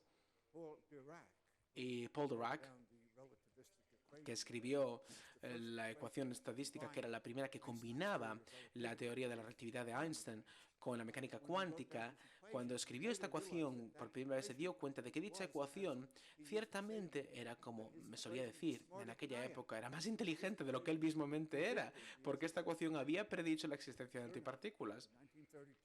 Y ciertamente en el año 1932 se había descubierto esto de una manera absolutamente azarosa. Además, en el año 1932 también tuvimos el descubrimiento del neutrón real, y en ese momento se dieron cuenta del hecho de que los núcleos eran cosas relativamente sencillas, constituidas por protones y neutrones, y no por electrones y neutrinos, que no forman parte del núcleo atómico. Y Chadwick descubrió o creó una teoría respecto del decaimiento beta, de la desintegración beta, que viene a explicar cómo este proceso de decaimiento tiene lugar. Y este hecho tan misterioso, que parece que los electrones son emitidos del núcleo atómico, por el contrario no estaban ahí, es decir, son creados junto con los neutrinos y con los antineutrinos que los acompañan en el proceso. Pero sin embargo hay múltiples otros elementos importantes, como por ejemplo el hecho de que Irene Curie, la hija de Madame Curie, su madre ya había recibido 2 premios Nobel y Irene Curie también quería uno.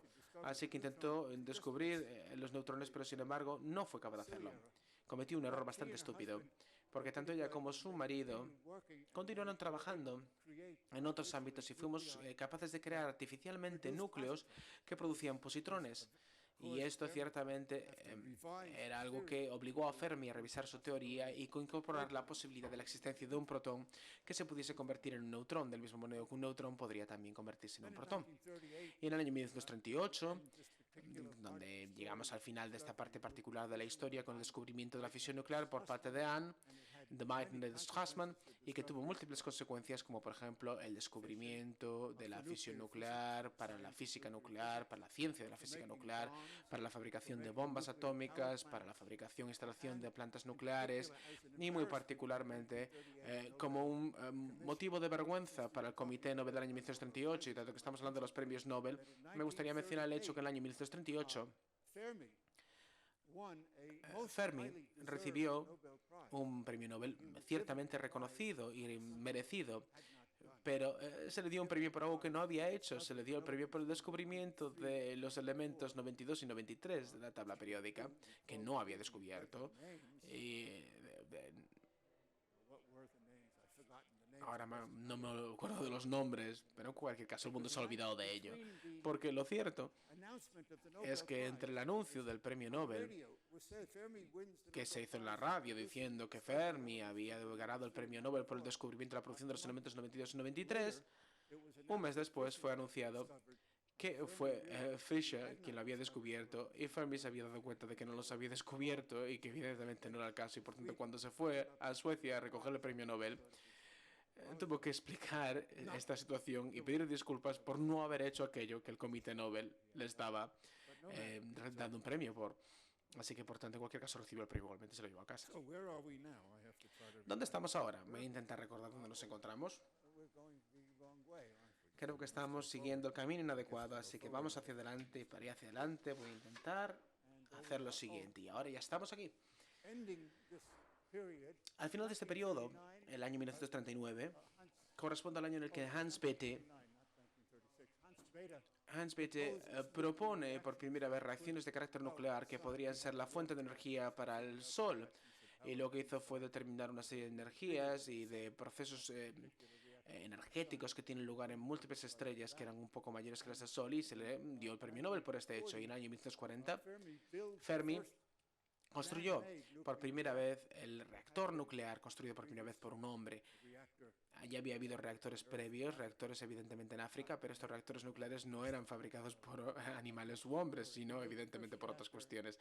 Fabricó el primer reactor nuclear en el estado de Chicago, y estos reactores son extremadamente importantes porque presuponen la continuación de nuestra historia. Y es importante recordar que el Sol malgasta aproximadamente un 10% de su energía en la producción de neutrinos, y los reactores nucleares también son capaces de producir gran cantidad de energía que finalmente puede convertirse en electricidad, y aproximadamente un 5% de esta energía se pierde a través de la producción de neutrinos. Y esto evidentemente es simplemente un repaso de lo que sería el decaimiento, la desintegración beta, pero no pienso que sean elementos especialmente importantes. Sigamos un poco adelante. Hablamos de cosas un poquito más recientes, cosas que al menos han ocurrido en la última mitad del siglo pasado.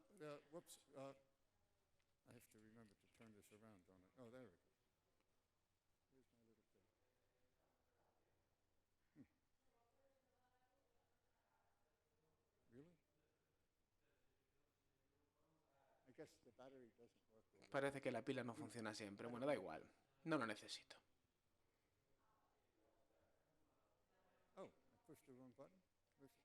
Estaba pulsando el botón inapropiado. Muy bien, estas cositas técnicas me dan un poco igual. Me dicen que son láseres, pero yo creo que no, en realidad no son. Será otro premio Nobel que probablemente podría decirles lo que pasa aquí. Pero bueno, en cualquier caso, estas dos personas intentaron estudiar lo que ocurría en los reactores nucleares, protegidos para que no fueran expuestos a cualquier tipo de radiación, con la excepción de neutrinos. Y ahí, por tanto, ocurrió algo particular, que es que los neutrinos producen una señal muy característica. Un neutrino impacta contra un protón, que es un núcleo de hidrógeno, y transforma este protón en un neutrón, produciendo un positrón. Y este positrón sería detectado, y por tanto así sabemos por tanto que existe un neutrino. Y por ello enviaron un telegrama a Pauli informándoles al respecto, diciéndole a Pauli que ciertamente su partícula existía, y Pauli estaba muy feliz y ya estaba alcanzando el final de sus días, con lo cual eso ciertamente le salvó la vida. Además de ello, evidentemente tuvo que esperar un gran tiempo para que estas personas recibieran un premio Nobel, y Cowen murió en el año 1974 antes de recibir este premio. Y en el año 2005 o en el año 2004, si no me equivoco, finalmente Reines recibió el premio Nobel por haber realizado esta observación que todo el mundo pensó que era absolutamente imposible e inviable, la observación del neutrino. También se mencionó previamente la simetría en la imagen especular, y que esta simetría era violada en el mundo microscópico por parte de dos físicos americanos, concretamente en el año 1957 y en el año 1958. Ray Davis empezó a trabajar en ese típico de ámbito, y era una persona que trabajaba en el MIT en Massachusetts, y realizó un experimento en el mismo lugar en el que el neutrino había sido descubierto previamente, y lo que estaba intentando era determinar si los neutrinos y autoneutrinos eran lo mismo o no lo eran, porque la gente no estaba demasiado segura al respecto, no sabían si los neutrinos y autoneutrinos eran exactamente lo mismo, y me imagino que muchos de ustedes tampoco lo saben, si los neutrinos son lo mismo que los autoneutrinos, pero en cualquier caso, él demostró que eran partículas diferentes. En el año 1958 mencionamos a mi coleguita del instituto, Gary Feinberg. Gary Feinberg también demostró en este caso algo que me pareció particularmente importante, porque yo estaba escribiendo mi tesis sobre la naturaleza de las interacciones débiles en aquel momento, y él sostuvo que si los neutrinos del electrón o los neutrinos muones eran lo mismo, es decir, los muones eran otras partículas que también daba lugar a neutrinos o estaba asociado a ellos en un proceso de decaimiento. Entonces, si estos dos tipos de neutrinos eran iguales, por tanto, no podía haber algún tipo de partícula intermedia para que sus interacciones débiles tuvieran lugar. Por tanto, sus interacciones débiles no estaban mediadas por algún tipo de partícula hipotética, mientras que, sin embargo, sabemos hoy en día que esto es la realidad. Por tanto, esto fue una cuestión muy importante y atrajo además mi atención para el desarrollo de mi propia tesis doctoral. explaining what I had done in my Estaba explicando lo que había hecho en mi tesis y la verdad es que no había hecho demasiado, pero había mencionado que los muones y los neutrinos electrónicos son diferentes unos de otros. Y el profesor Yang, que había descubierto la violación de la paridad junto con Lee, que habían predicho la existencia de este efecto, dijo que no estaba de acuerdo. Es decir, me dijo, ¿qué quieres decir con eso? Es decir, que el muón es diferente al neutrino electrónico. Es decir, eso parece que no tiene algún tipo, digamos, de significación experimental. Pero en aquel momento el profesor Schenger, que era mi asesor en aquel momento, mi director de la tesis, lo explicó. Yo me pude sentar mientras se lo explicaba y él explicó pacientemente al profesor Yang que en realidad sí que tenía sentido desde el punto de vista de la interacción débil en el ámbito nuclear.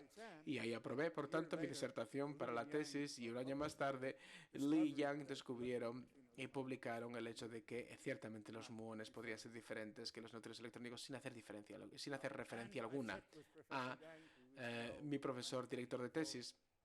Y el profesor Yang, que tiene un montón de años, ya me dice ahora que sí que estaba en lo cierto, pero sin embargo no pide disculpas. Mel Schwartz, Bueno. whoops, there we go again. Mel Schwartz was Mel Schwartz a physicist in era otro físico de los años 50 que trabajaba en Colombia, en la Universidad de Colombia, y sugirió el hecho de que podía realizar experimentos con haces de neutrinos de una manera controlada, con haces producidos a través de un acelerador de partículas. Y realizó dicha sugerencia en el año 1959 y 3 años más tarde, Schwartz, junto con Letterman, Steinberger, Columbia University, todos de la Universidad de Colombia, utilizaron haces de neutrinos para descubrir que los neutrinos muones y los neutrinos electrones son partículas diferentes. Es decir, ahora hablamos evidentemente de diferentes tipos de neutrinos ya claramente definidos, y esto fue una de las señales más significativas descubiertas en esta investigación. En el año 1967, mi otro coleguita del instituto entra en juego y aquí habla del mecanismo de Higgs para poder explicar cómo los diferentes bosones adquirían un tipo de masa significativa, lo cual fue una observación extremadamente importante para la física de partículas. En el año 1968, Ray Davis, que recordarán de la anterior diapositiva, fue la persona que demostró que los neutrinos y antineutrinos no eran lo mismo, utilizó la misma tecnología para intentar detectar los neutrinos provenientes del Sol. Sabíamos que había neutrinos procedentes del Sol, pero nadie había sido capaz de observarlos o detectarlos adecuadamente. Y lo que hizo, y esta es la parte buena del proceso, que los detectó. Realizó este experimento increíble en el que participaban toneladas de fluidos y algunos de estos átomos, por tanto, recibirían algún tipo de transformación de cloro-argón, y realizó este experimento increíble que finalmente le llevó a la consecución del premio Nobel por la observación de los neutrinos solares. Y esta es la parte buena, es decir, observó los neutrinos provenientes del Sol, pero la parte negativa de toda la historia es que solo observó 1/3 de los neutrinos que los astrofísicos habían predicho. Así que ciertamente había un problema significativo, que era el problema de los neutrinos solares, que permanecería con nosotros durante múltiples años. Sus experimentos han continuado durante un tiempo bastante considerable, del año 1968 hasta el año 1998, y finalmente en el año 2002, el momento en el que el problema de los neutrinos solares finalmente se resolvió, como ya mencionaré previamente, y ahí fue cuando recibió el premio Nobel. Los neutrinos comenzaron a ser utilizados en todos los ámbitos como parte de los laboratorios europeos, laboratorios americanos, y ahí había una gran competición entre los aceleradores de partículas que se utilizaban en los Estados Unidos, concretamente en California, y una competencia que era ciertamente férrea y atroz en aquellos momentos. Y por tanto se desarrollaron experimentos en el año 1972 bastante significativos e importantes. Los quarks se habían observado de alguna manera en California, utilizando para ello, digamos, experimentos de escaneo electrónico. Pero lo que habían observado era algún tipo de constituyentes dentro del protón, pero parecía evidente que eran quarks. Y evidentemente Feinberg, que es uno de los grandes héroes de mi disciplina, no se creía en aquel momento que los quarks podrían existir y se refería a ellos como partículas parciales, por decirlo de alguna manera, y no utilizaba la palabra quark, hasta que las personas que trabajan en el ámbito de los neutrinos, como por ejemplo Hawking, dijo en el año 1972 que los neutrinos y antineutrinos preliminares obtenidos en los estudios verifican adecuadamente la existencia de modelos, un modelo que explica la existencia de quarks dentro de los hadrones, y por tanto parecía que, claro, que en el año 1972 había una confirmación de algo que se había previsto en el año 1964. Y en el año 1963, at a very large bubble chamber.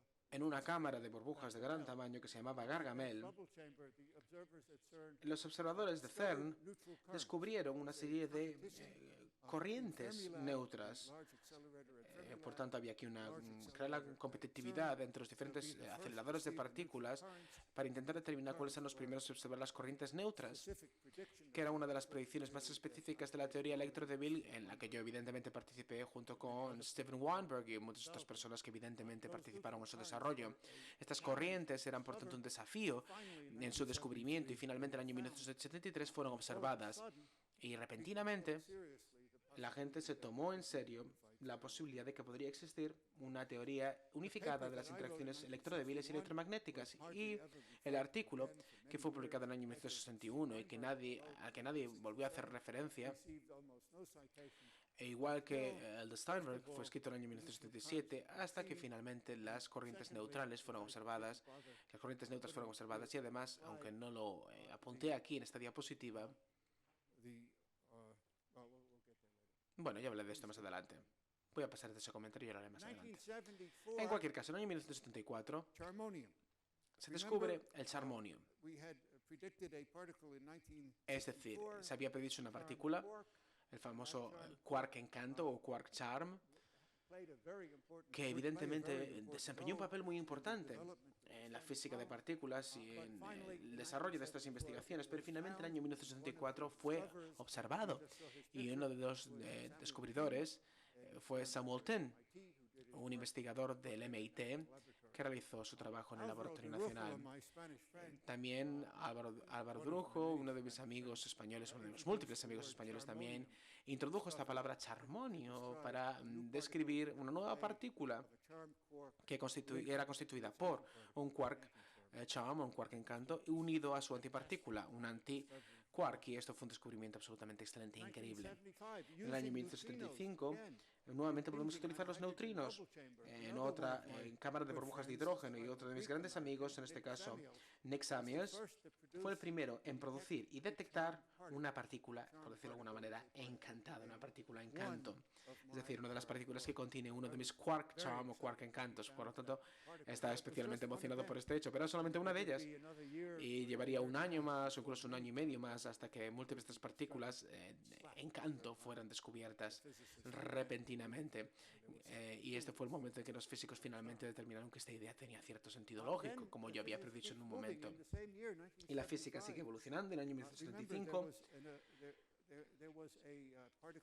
había una partícula llamada el electrón, como ya recordaréis, y luego aparece una nueva que es el leptón. Y no hablé tampoco del muón demasiado, que es otra de las partículas interesante, que es parecida al electrón, pero que sin embargo tiene capacidad radiactiva. Por tanto, solamente vive durante un periodo de aproximadamente 2 microsegundos y finalmente acaba decayendo o desintegrándose para formar dos neutrinos y un electrón.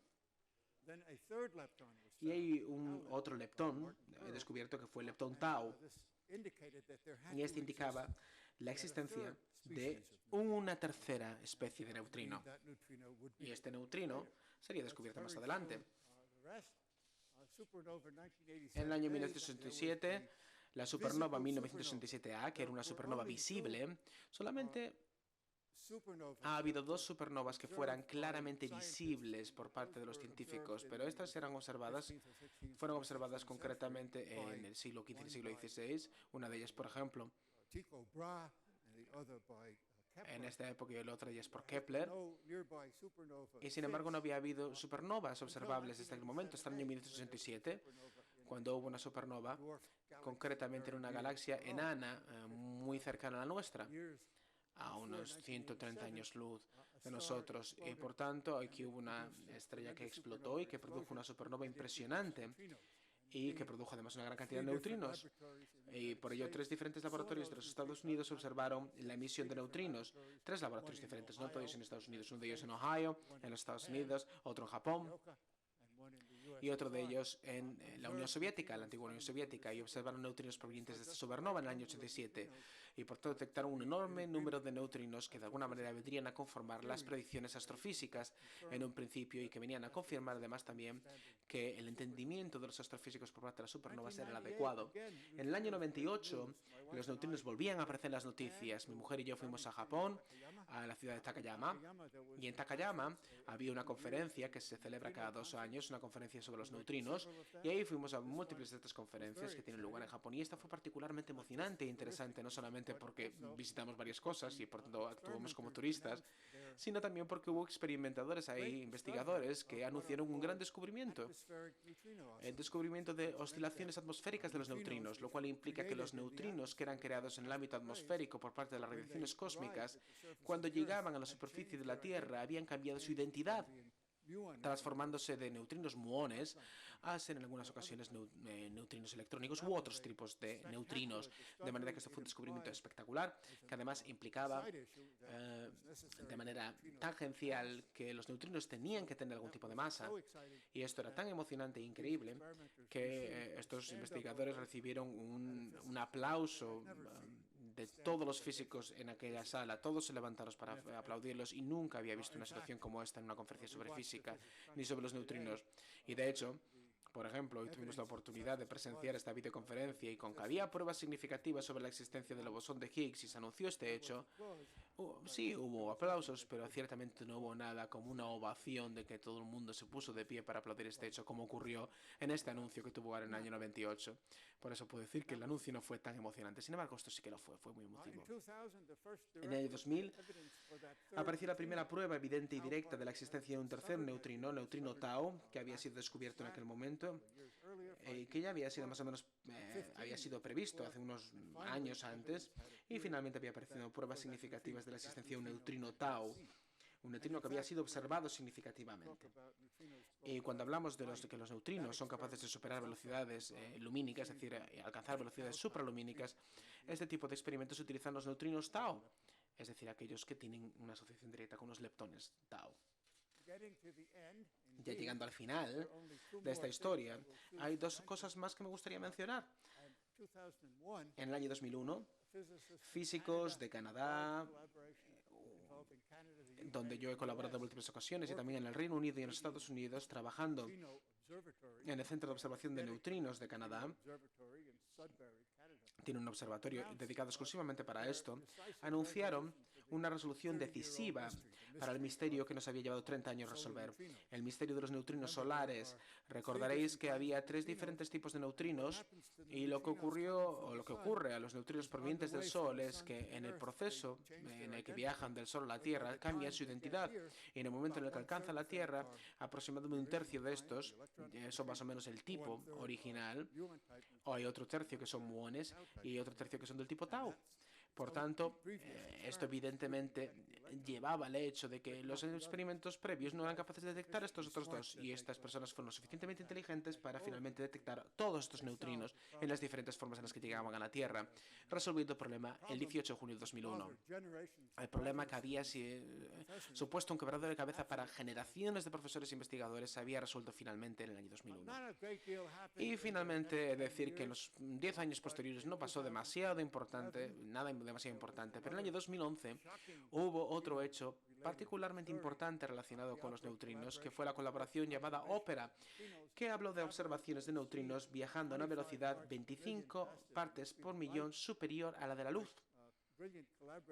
Y mi colaborador Andy Cohen y yo hemos demostrado que eso básicamente es imposible, es decir, el resultado no puede ser apropiado a no ser que queramos abandonar completa y absolutamente la base de nuestro propio entendimiento de lo que sería la física.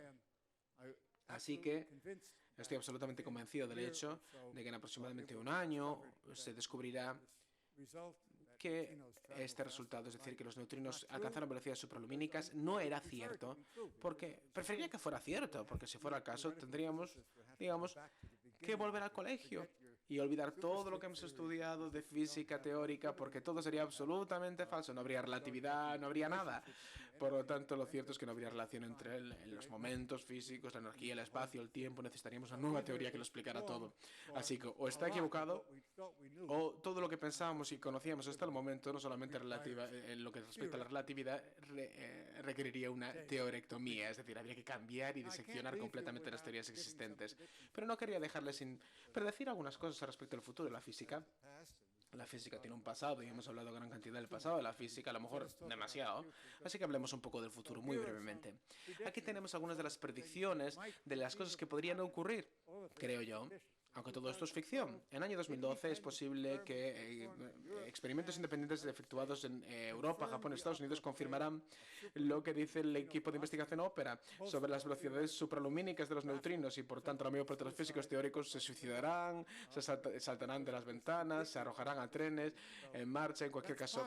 Esto es posible, ¿vale? Pero espero que ocurra, porque supondría algo absolutamente emocionante para mí.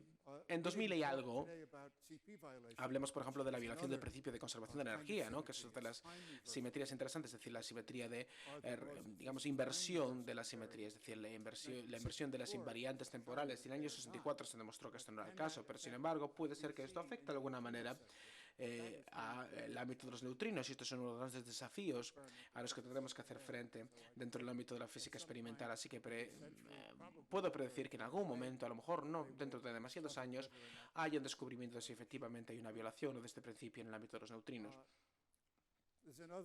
Hay otro experimento interesante que probablemente también se efectuará en múltiples países y que es algo técnico.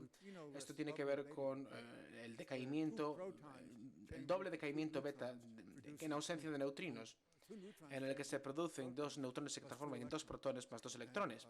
Y en este proceso, esto puede ocurrir o no ocurrir. Es decir, no es un proceso absoluto. Y es muy importante conocerlo adecuadamente en el ámbito de la física teórica para determinar si esto ocurre o no ocurre en presencia o ausencia de neutrinos. Y esto es ciertamente otro de los grandes descubrimientos que creo que no tienen nada que ver con otros aspectos asociados a los hadrones que pueden ser importantes también como parte de este siglo.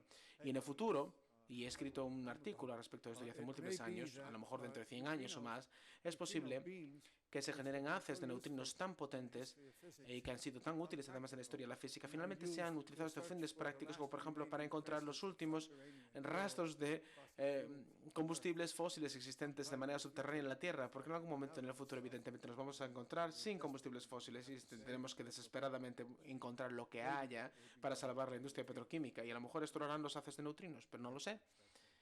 Pero al momento no hemos llegado a este punto, así que vamos a ver a dónde llegaremos. En cualquier caso, esto es lo que quería decirles. Muchísimas gracias por su paciencia.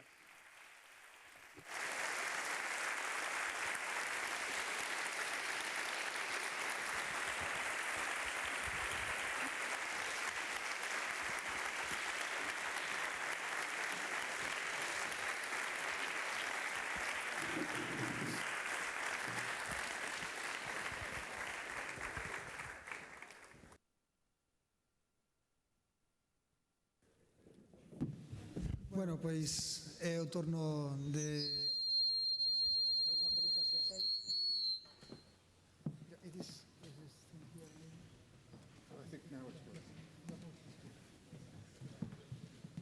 Bueno, pois eu teño que decir que, dende logo, estar no vértice desta pirámide da historia da física de partículas implica ter unha creatividade como esta que ele demostrou cando intuiu ese quark e lle puso como nome Encanto.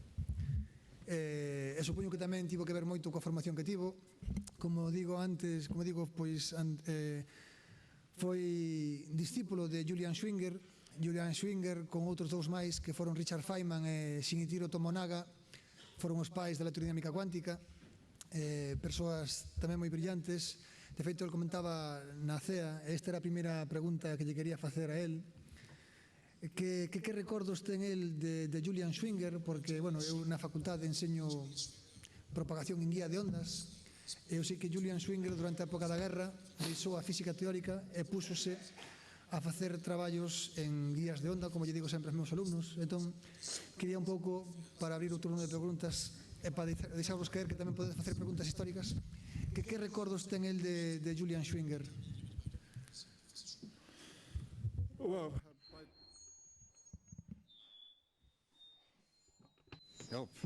This thing is screaming at me. Maybe this one.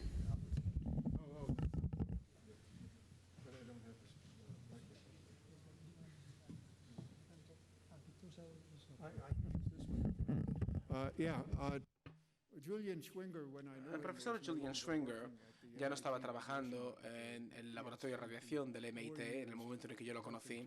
Se había pasado los años de la guerra desarrollando tecnología radar. Pero, además de ello, había acabado de completar su versión más reciente de la electrodinámica cuántica a respecto, digamos, de las teorías más básicas que venían a unificar los diferentes conceptos electromagnéticos y las interacciones electromagnéticas que ocurren en el ámbito de la electrodinámica cuántica, y especialmente en lo que respecta a la relatividad especial. Y evidentemente fue una de las primeras personas, sin duda alguna, que realizó cálculos significativos en esta disciplina en los años 40 y en los años 50 del siglo pasado. Y concretamente en los años 50 del siglo pasado fue la primera persona en desarrollar cálculos adicionales en este ámbito. En cualquier caso, simplemente me gustaría contarles una pequeña historieta en este sentido. Cuando fui a su oficina para ser uno de sus estudiantes, fuimos un total de 12 estudiantes al mismo tiempo y ahí estábamos 12 de los nuestros diciéndole al profesor Schwinger, por favor, ¿podría aceptarnos en su departamento y darnos algún problema para resolver? Y el profesor Julian no quería tutorar a 12 personas diferentes y por tanto lo que nos dijo fue intentar resolver algunos problemas en general, como por ejemplo calcular algunos cálculos muy complejos. Idos por ahí a hacer estos cálculos y una vez que lo hayáis hecho podréis volver. Y así que me reuní con aproximadamente 8 de mis colegas que eran grandes amigos en aquella época y resolvimos el problema significativamente. Encontramos una solución. Así que los 8 volvimos a la oficina y no sé qué pasó con los 4 que estaban al principio. Probablemente abandonarían el desafío. Y entonces fue cuando le dijimos, ahora ya nos puedes dar los problemas. Así que fue obligado a darnos a cada uno un problema diferente porque resolvimos la ecuación inicial. Así que Denning Klein, que estaba conmigo en aquel momento, y lo mencioné no por el hecho de que sea importante como físico, sino porque evidentemente pasó al ámbito de la matemática en algún momento de su vida, pero a él se le dio un problema también en lo que respecta a las interacciones fuertes. Además, incluso también participó más activamente en las interacciones fuertes porque fue parcialmente responsable de, por ejemplo, el hecho de que encontrara a mi mujer, y esto es ciertamente una interacción de las más fuertes de las que podemos hablar, el amor. Pero en cualquier caso, él trabajó en el ámbito de las interacciones fuertes y otros ámbitos de la física y finalmente acabó siendo un profesor de Yale, y ahí había otro problema en lo que respecta a la dinámica, en lo que respecta al momento dinámico del electrón, y esa fue la primera persona a realizar este cálculo correctamente, y una serie de problemas adicionales que se fueron distribuyendo entre todos ellos. Y yo creo que fue el último de la lista y creo que se había encontrado ya en una situación en la que no tenía más problemas que dar y me dijo, bueno, ¿por qué no te vas e intentas encontrar las interacciones electrodébiles? Y fue lo que hice. Me fui, no tenía ni idea de qué hacer, pero me había dado algún tipo de pista, algún tipo de indicación, porque sospechaba que existía alguna posibilidad basada en algunos trabajos recientes realizados por Young y por otros investigadores de que podría haber algún tipo de teoría unificada en lo que respecta a las interacciones electromagnéticas y electrodébiles, y trabajé sin llegar a ningún objetivo, pero eso ciertamente no hace que no seamos capaces de publicar una tesis doctoral en Harvard, porque yo finalmente lo conseguí. Y aunque mi tesis no era demasiado buena, querían librarse de mí, así que finalmente fui a Copenhague. Y fue en Copenhague donde finalmente fui capaz de resolver el problema que Schwingen me había asignado ya hacía tantos años, que no era un problema basado, digamos, en la construcción de la teoría electrodébil, que no aparecería hasta muchos años después, pero al menos entender las bases fundamentales de esta teoría. Y esto fue algo que conseguí hacer en el año 61 en Copenhague, un artículo que inmediatamente olvidé, que nadie ha citado, pero que sin embargo probablemente hoy en día tenga un total de 8.000 citas y referencias, pero no empezó a tener dichas referencias hasta muchos años después, porque todo el mundo se olvidó de él, y apareció claro, por tanto, que la teoría electrodébil era una teoría real y contundente. Schwingen era una persona con la que era difícil llevarse bien, no solamente para sus estudiantes, sino también porque tenía rivalidades y peleas con múltiples personas. Por ejemplo, había un físico sueco llamado Bruno Scholem, que yo finalmente acabé conociendo muy bien cuando pasé cierto tiempo en Copenhague, porque era sueco, y tenía un problema muy importante con Schwingen. porque tenía un problema de prioridades entre ellos. Pero sin embargo, finalmente acabaron encontrándose en una conferencia en algún lugar de Europa y se les dio la oportunidad de ver la importancia del fútbol y vieron finalmente que el fútbol era más interesante que física y se convirtieron en los mejores amigos a través de su afición al fútbol. Así que en cualquier caso, finalmente, digamos, se hicieron grandes amigos, a pesar de que uno de ellos murió trágicamente hace algunos años. Ali?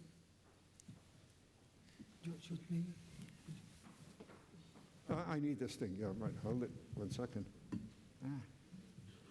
Okay. Gracias. Gracias por el honor de tener la oportunidad de preguntarle algo. Normalmente el papel del bosón de Higgs en la aparición de la masa de las partículas se explica al público mediante el ejemplo del rozamiento con un campo, por ejemplo, agua, que puede estar en todas partes, que frena la velocidad de lo que lo atraviesa. Y eso hace referencia al rozamiento y a la pérdida de velocidad.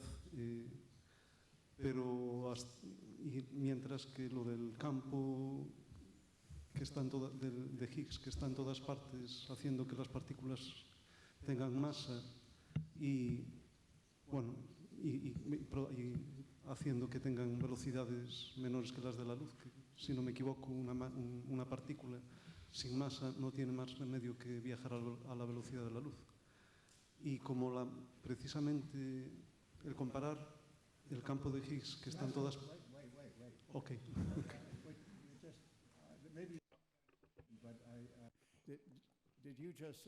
Me imagino que referías al hecho de que las partículas sin masas no llegan a alcanzar la velocidad de la luz. No sé si estoy en lo cierto. No. Massless particles are particles. No, estas son partículas que siempre viajan a esta velocidad. Sí. Eso es lo que creía. I see. Okay.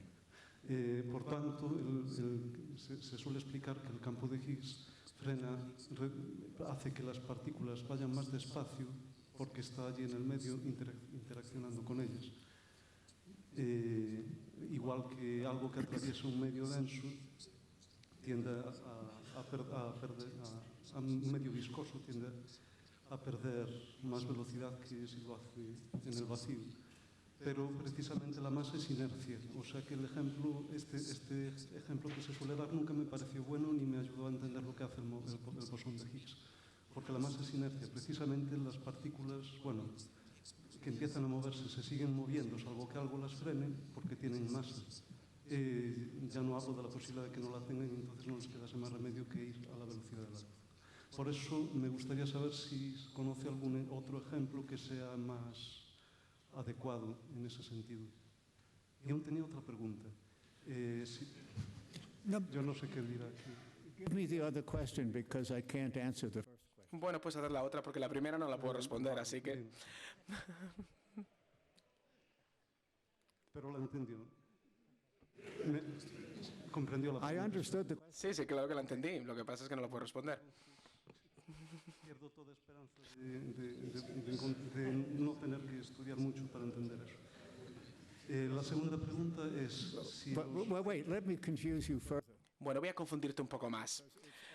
Porque a menudo se dice que el bosón de Higgs es una partícula que tiene la responsabilidad de la masa de las otras partículas, y eso no es cierto.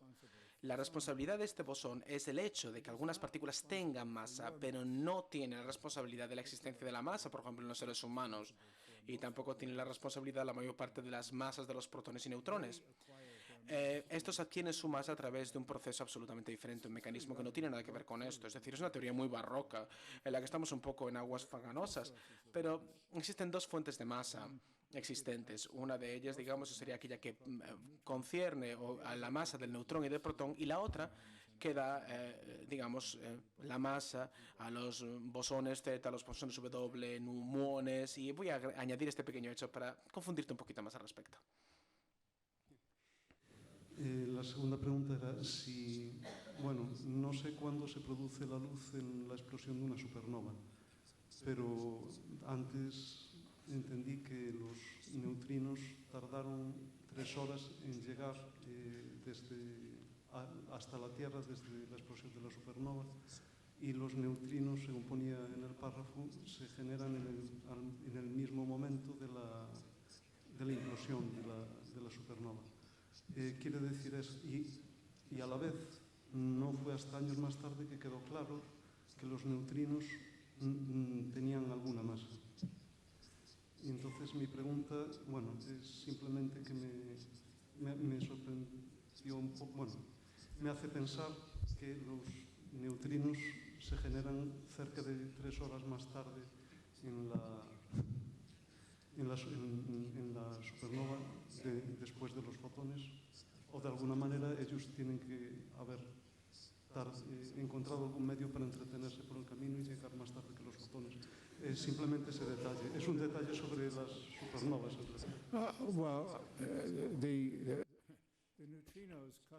Bueno, los neutrinos que provienen de las supernovas llegan a la Tierra antes de que lo llegue la luz. Y lo hacen porque la implosión que tiene lugar dentro de una estrella de gran tamaño que finalmente acaba transformándose en una supernova, es decir, que colapsa para transformarse en una supernova, hace que sea necesario que pase algún tiempo para que esta energía sea liberada en la forma de luz, y esto evidentemente puede ser, digamos, una décima parte de la cantidad de energía que es liberada en la forma de los neutrinos, y hay una pequeña cantidad de esta luz que tiene que intentar salir y emanarse de esta estrella, y esto evidentemente puede llevar algunas horas, evidentemente. Por tanto, los neutrinos finalmente podrían llegar a la Tierra un poco antes, incluso horas antes de que la luz llegue a hacerlo, por precisamente este motivo, de este pequeño segmento, digamos. El segundo segmento en el que la masa del neutrino no resulta relevante, porque evidentemente no tiene que ver, digamos, con el hecho de que estos neutrinos lleguen o no, y aquellos que provienen de las supernovas, porque en particular la energía de los neutrinos que son emanados por las supernovas está aproximada en torno a los 10 millones de electronvoltios, mientras que, sin embargo, la masa de los neutrinos provenientes de las supernovas están por debajo de 1 electronvoltio, lo cual implica que la masa es, digamos, lo suficientemente relativística para que los neutrinos provenientes de las supernovas viajen a una velocidad que sea equivalente a la velocidad de la luz, digamos, hasta múltiples lugares. Es decir, no son más lentos que la luz, y no son al menos perceptiblemente más lentos que la luz, pero sin embargo deberían llegar antes de la luz, y efectivamente esto se ha verificado.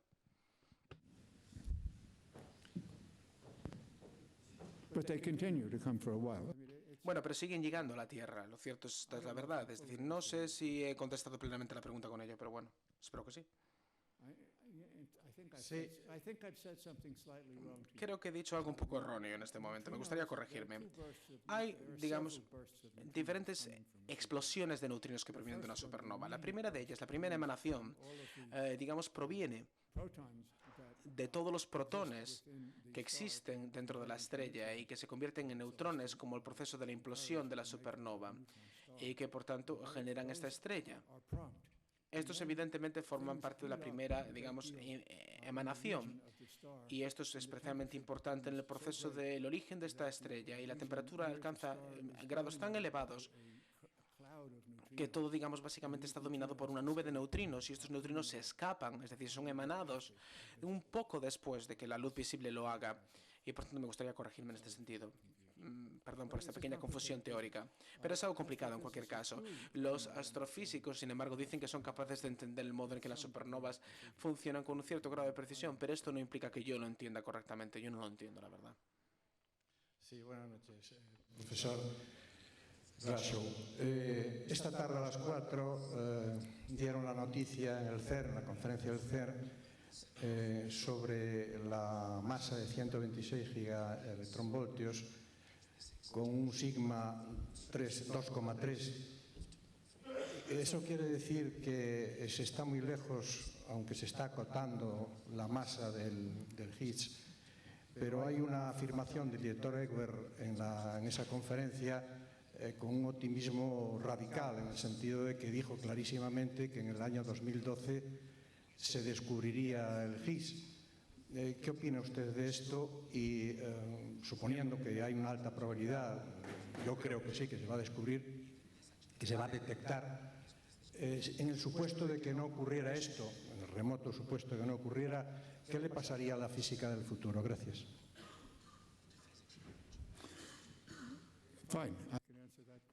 Bien, esta pregunta sí la puedo responder. You're quite right. The confidence level El nivel de confianza que se mostró en la conferencia ciertamente era muy elevado y yo creo que ciertamente hay ciertas dudas al respecto. Se sugirió este hecho, pero sin embargo no es algo definitivo. Sin embargo, lo cierto es que en los próximos meses y probablemente en los próximos años se acumule hasta 5 o 6 veces más datos de los que tienen en la actualidad. Y con esa cantidad de datos es bastante posible, aunque no sea absolutamente certero y totalmente, que, por ejemplo, este sigma de 2,3 puede ser aumentado hasta aproximadamente un sigma de 5, que es el punto canónico en el que hay el descubrimiento de una partícula. Si esto se alcanzara, es decir, si alcanzáramos 5 sigma, entonces habríamos descubierto una nueva partícula que parece comportarse como si fuera un bosón de Higgs. Pero, sin embargo, esto no es estrictamente lo mismo que el descubrimiento de una partícula o describir una partícula que es ciertamente el bosón de Higgs. Por tanto, si esta partícula se confirma en su existencia, el próximo desafío será demostrar que efectivamente tiene las propiedades del modelo estándar del bosón de Higgs, que no es un modelo ciertamente certero. A lo mejor es algo totalmente diferente, y esto podría ser lo cierto. En cualquier caso, lo averiguaremos probablemente pronto. También es posible, por el contrario, que por un motivo o por otro, o a lo mejor porque la máquina no funcione tan bien como se espera que funcione, o a lo mejor simplemente porque puede ser que no sean lo suficientemente afortunados, o porque a lo mejor simplemente en esa energía no existe el bosón de Higgs, es posible que, por tanto, que las pruebas tan sorprendentes que se descubrieron hoy, que se revelaron hoy, sin embargo, no lleven a un descubrimiento efectivo. Evidentemente, en muchos casos hay pruebas del nivel 3 sigma que han desaparecido, incluso en ámbitos de experimentación más cuidadosos, así que no me sorprendería para nada si la partícula finalmente fuera sorprendida con un nivel de confianza de 5 sigma dentro de aproximadamente un año, y tampoco me sorprendería si desapareciera por completo y no hubiese ningún tipo de prueba constatable que detectase la presencia de un bosón de Higgs. Pero en cualquier caso, pase lo que pase, el plan de acción en CERN, que evidentemente es un plan particular, sería simplemente dejar de trabajar en torno a aproximadamente un año y medio e intentar salvaguardar la máquina de tal manera que pueda funcionar dentro del ámbito energético actualmente diseñado, que puede ser más elevado de la energía actual. Actualmente está funcionando a un nivel muy elevado y podría llegar hasta aproximadamente 14, el doble de la actualidad, que es 7, con lo cual esto finalmente ocurrirá en torno a unos 2 años y medio desde ahora. Así que, en cualquier caso, mientras siga funcionando este nivel energético, es bastante probable que haya nuevas observaciones físicas, ya sea en el bosón de Higgs o cualquier otro tipo de cosa más emocionante o nueva de la que no teníamos conocimiento. Personalmente, al menos, me resultaría satisfactorio saber que este descubrimiento o indagación al respecto del bosón de Higgs pueda finalmente resultar cierto, y si el modelo estándar del bosón de Higgs existe como se predice, al nivel 119 o exactamente no recuerdo a cuántos gigaelectronvoltios son, pero en cualquier caso espero que finalmente esa sea, digamos, la última partícula predecible del modelo estándar y que finalmente nos lleve a una situación en la que no sabremos realmente lo que hacer en el futuro. Pero si no observamos el bosón de Higgs, ciertamente tendremos que seguir desarrollando nuevos descubrimientos físicos que serían accesibles cuando el reactor alcance la energía para la que fue diseñado.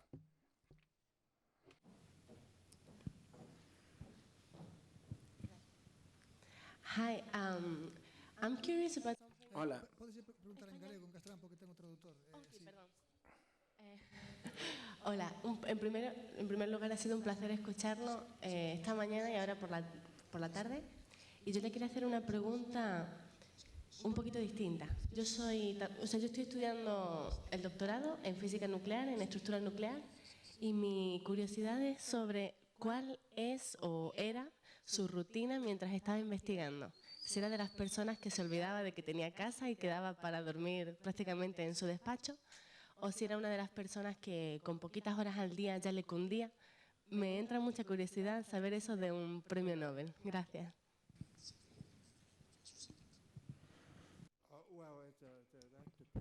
Bueno, eso depende en gran medida de múltiples factores, es decir, si estamos hablando de antes o después del momento en el que llegó Joan, mi mujer. Esas son dos eras muy diferentes.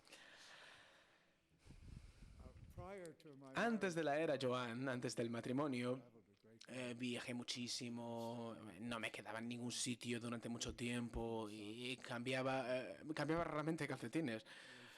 Es decir, era una época muy particular, era una época en la que simplemente pasaba de un proyecto a otro sin prácticamente solución de continuidad. Lo cierto es que nunca trabajé demasiado, para decir la verdad. Hasta que llegó un momento en el que la responsabilidad del matrimonio y de los hijos y todo eso llegó a mi vida y entonces cuando empecé a trabajar de verdad.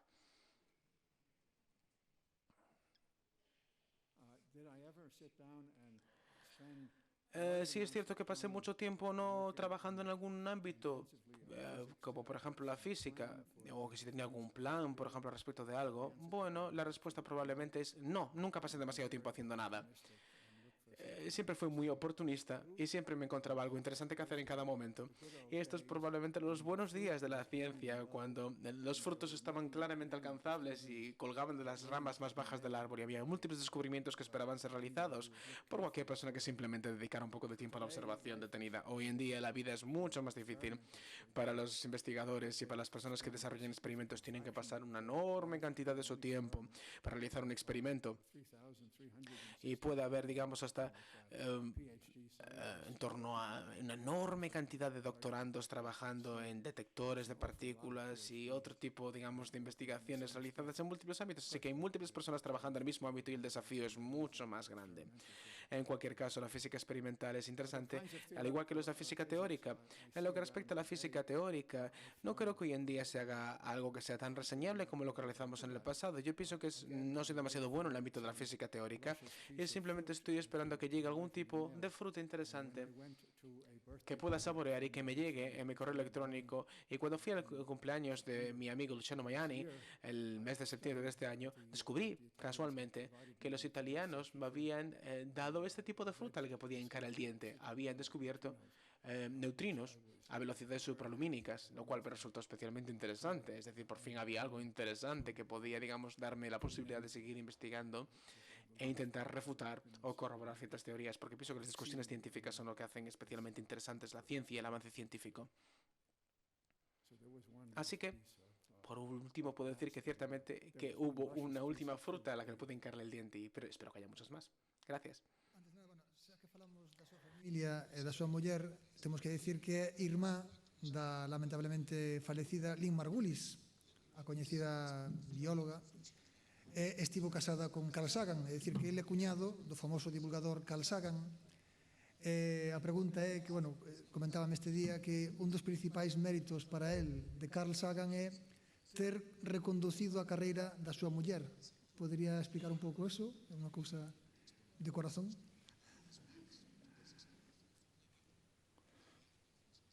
Well, I wasn't around. Bueno, yo en aquella época realmente no estaba en aquella época en la familia, porque todavía no había formado parte de ella, pero en cualquier caso, no hay duda al respecto del hecho de que uno de los hallazgos más importantes o logros más importantes es probablemente su último logro, o su único logro, desde el punto de vista científico, fue el convencer a la hermana de mi esposa que abandonase su interés en la historia o en la literatura o yo qué sé, qué actividad humanística a la que se dedicaba en aquel momento para dedicarse a la biología. Y probablemente no sé cuáles son las circunstancias, no sé cómo la convenció ni qué fue lo que hizo exactamente para poder cambiarla de ámbito de investigación, pero más allá de que Carl fuera un genio y que fuera muy importante en el ámbito de la divulgación científica, lo que hizo fue ciertamente desempeñar algo muy importante desde el punto de vista familiar, pero desde el punto de vista científico, más allá del hecho de que recondujese la carrera de su esposa, son bastante limitados, básicamente descartables, la verdad. Tampoco es que entrase en Harvard.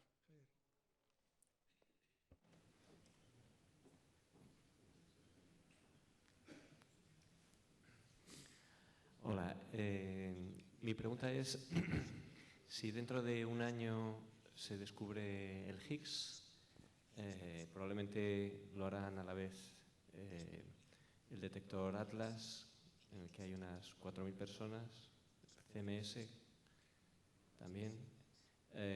Usted como experto, si tuviera que dar el premio Nobel, aparte de Peter Higgs, ¿cree que existe la posibilidad de que Jorge Mira tenga que invitar aquí a 2.000, 3.000 personas? Well, no. Bueno, no creo que eso sea posible bajo ningún concepto, porque evidentemente los investigadores no van a recibir el premio Nobel por ese descubrimiento, porque ciertamente es imposible aislar a 3 de ellos como los descubridores propiamente dichos. En cualquier caso, tampoco resulta claro. Aquí le daríamos el premio Nobel, en cualquier caso, lo que respecta al modelo teórico físico, porque lo cierto es que existen en torno a 3, 5, 6 o incluso 7 individuos, uno de ellos ya fallecido, que fueron responsables del diseño del concepto, digamos, del bosón de Higgs. No solamente Peter Higgs. Peter Higgs es un gran amigo mío, ciertamente, pero hubo múltiples artículos publicados por al menos 3 grupos diferentes de investigadores científicos en el mismo volumen de Physical Review.